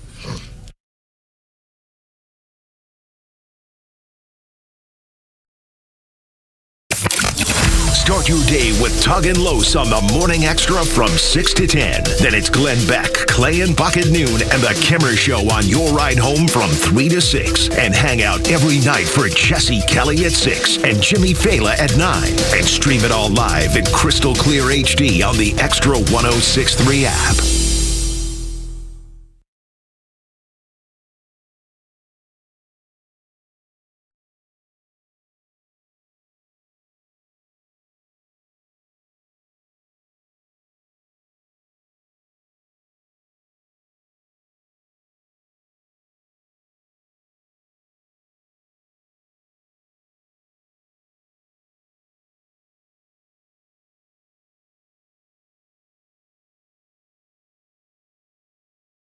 Ain't nothing beats the cozy comfort of a warm fireplace on a cool Georgia night. Tug here for Chimney Solutions. But before you light that fire, make sure the chimney's clean, safe, and ready with my friends at Chimney Solutions. Atlanta's trusted chimney experts for over 25 years. Did you know that a dirty and damaged chimney could lead to dangerous carbon monoxide leaks or even chimney fires? Don't take that chance. Chimney Solutions certified technicians use state-of-the-art equipment to ensure your home and family are protected. They also specialize in gas log conversion, fireplace remodeling, and energy-efficient chimney caps that keep pests and rain out and heat in. From cozy cottages to luxurious homes, thousands of Atlantans trust Chimney Solutions to keep the heart of their home burning bright. Visit chimneysolutions.com to read actual customer testimonials. Chimneysolutions.com. Chimney Solutions, keeping Georgia homes safe, warm, and beautiful for over 25 years. Hello. Hey, is this Mike Fitzgerald? No, I think you have the wrong number. Wish I could help you. Well, you could if you were Mike Fitzgerald. Who is Mike Fitzgerald? Mike Fitzgerald is the only realtor I'll talk to because he can sell my house fast for a great price and even in this market. Yeah, I'm definitely not Mike Fitzgerald. Oh, I figured that out because Mike Fitzgerald would have sold my house already. Need to sell your home? You need Mike Fitzgerald from the Harry Norman Realtors team, exclusive Georgia members of Forbes Global Properties. Learn more at MikeFitzgeraldRealty.com. That's where you'll find Mike Fitzgerald.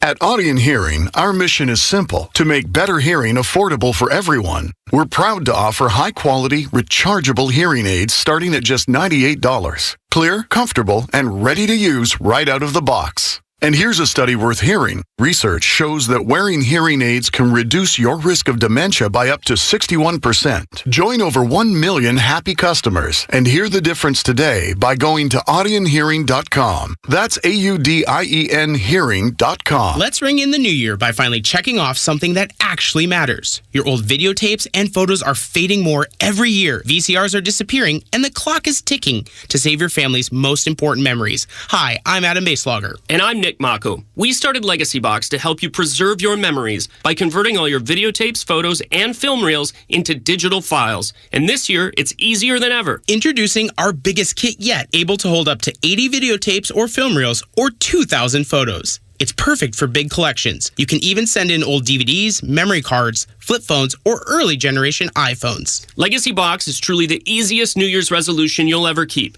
Just fill your box and send it in. As the world's largest digitizer of home movies and photos, all work is done in the U.S., and we're trusted by over 1 million families. Start the new year right by rescuing the moments you haven't watched in years. Go to legacybox.com/records for an incredible 55% off. That's legacybox.com/records for 55% off.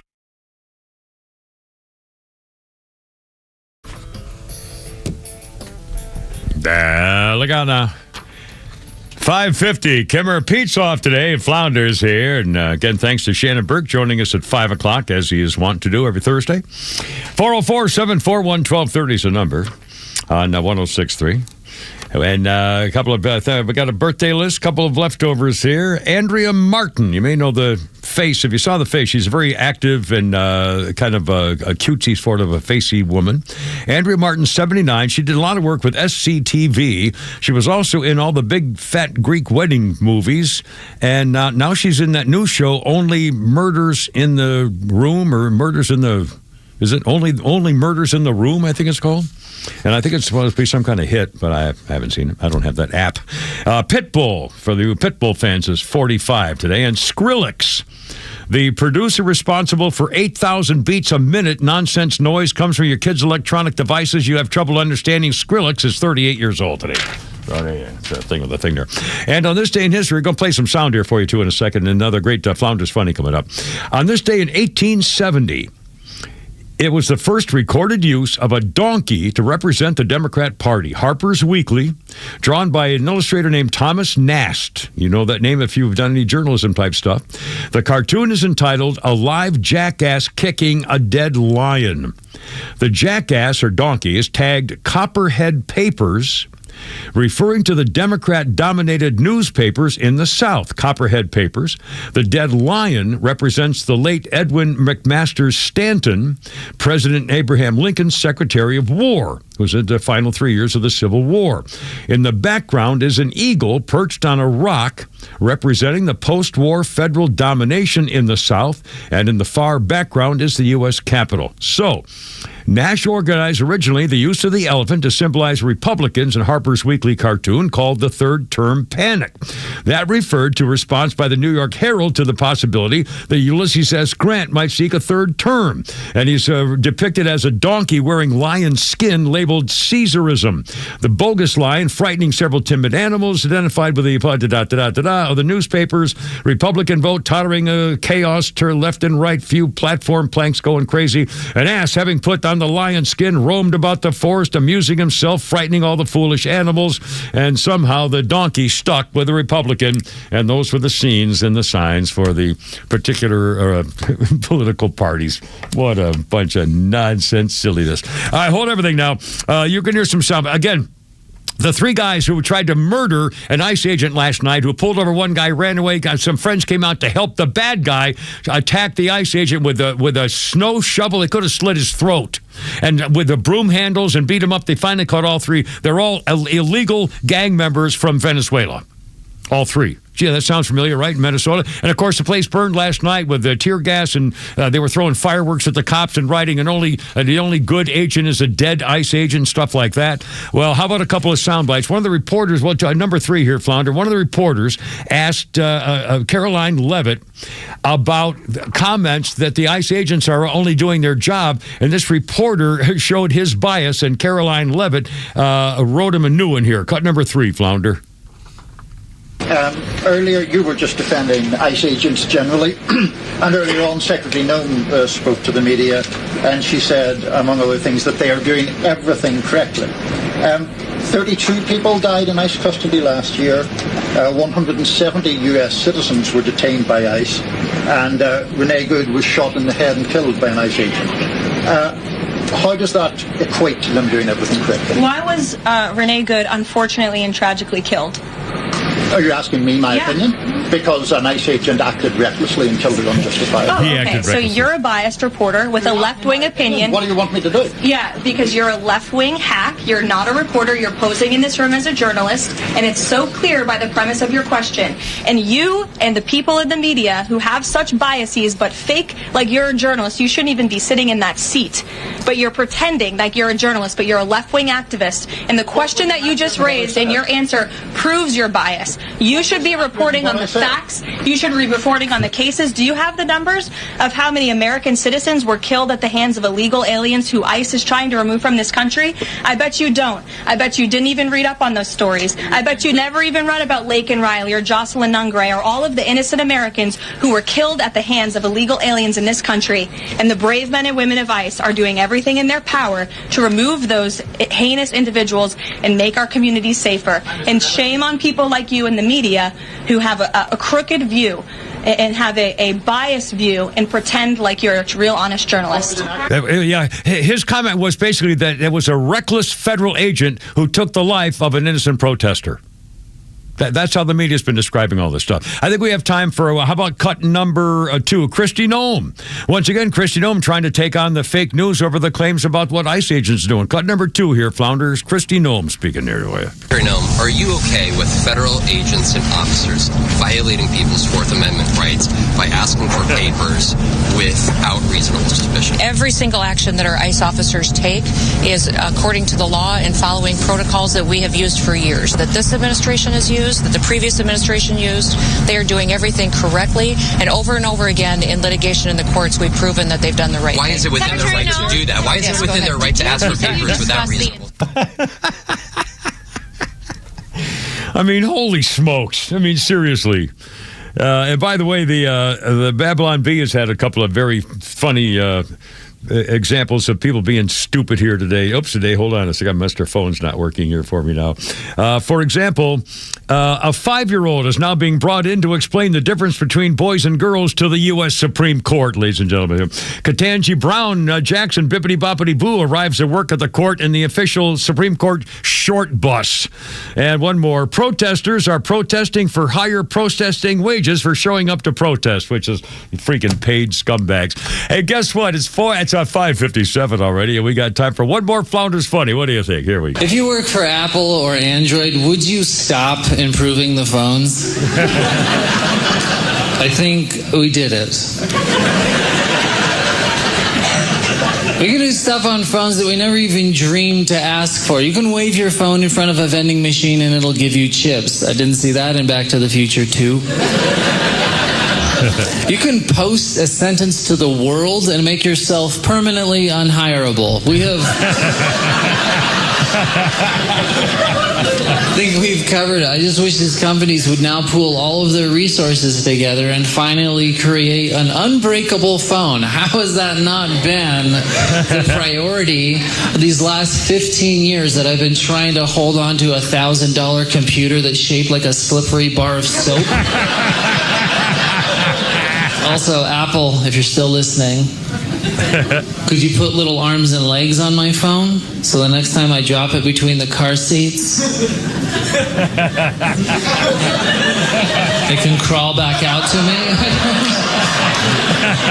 I don't understand how we're at a point with technology that cars can drive themselves. We are living in the future, but they still all come with that gap like it's on purpose. Big enough for your phone, too small for your hand. You ever tried retrieving anything? It's scary. Like, I don't know. I've seen regular chairs, but car seats, they're made out of like knives and stuff. Ford is like, you drop your phone, you're going to earn it back. Indiana Jones. You ever dropped your phone down there when you were really relying on it? Like for directions? You immediately transform into that. You know that character in movies who they haven't prayed since they were a child? You're just like, hey Siri, I don't know if you can hear me.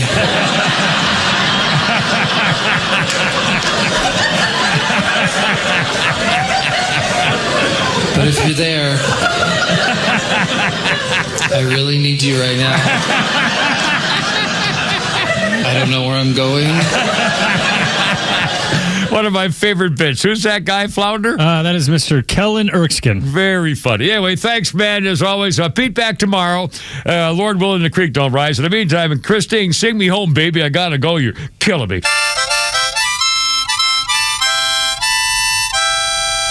Look out, Herb and Herb.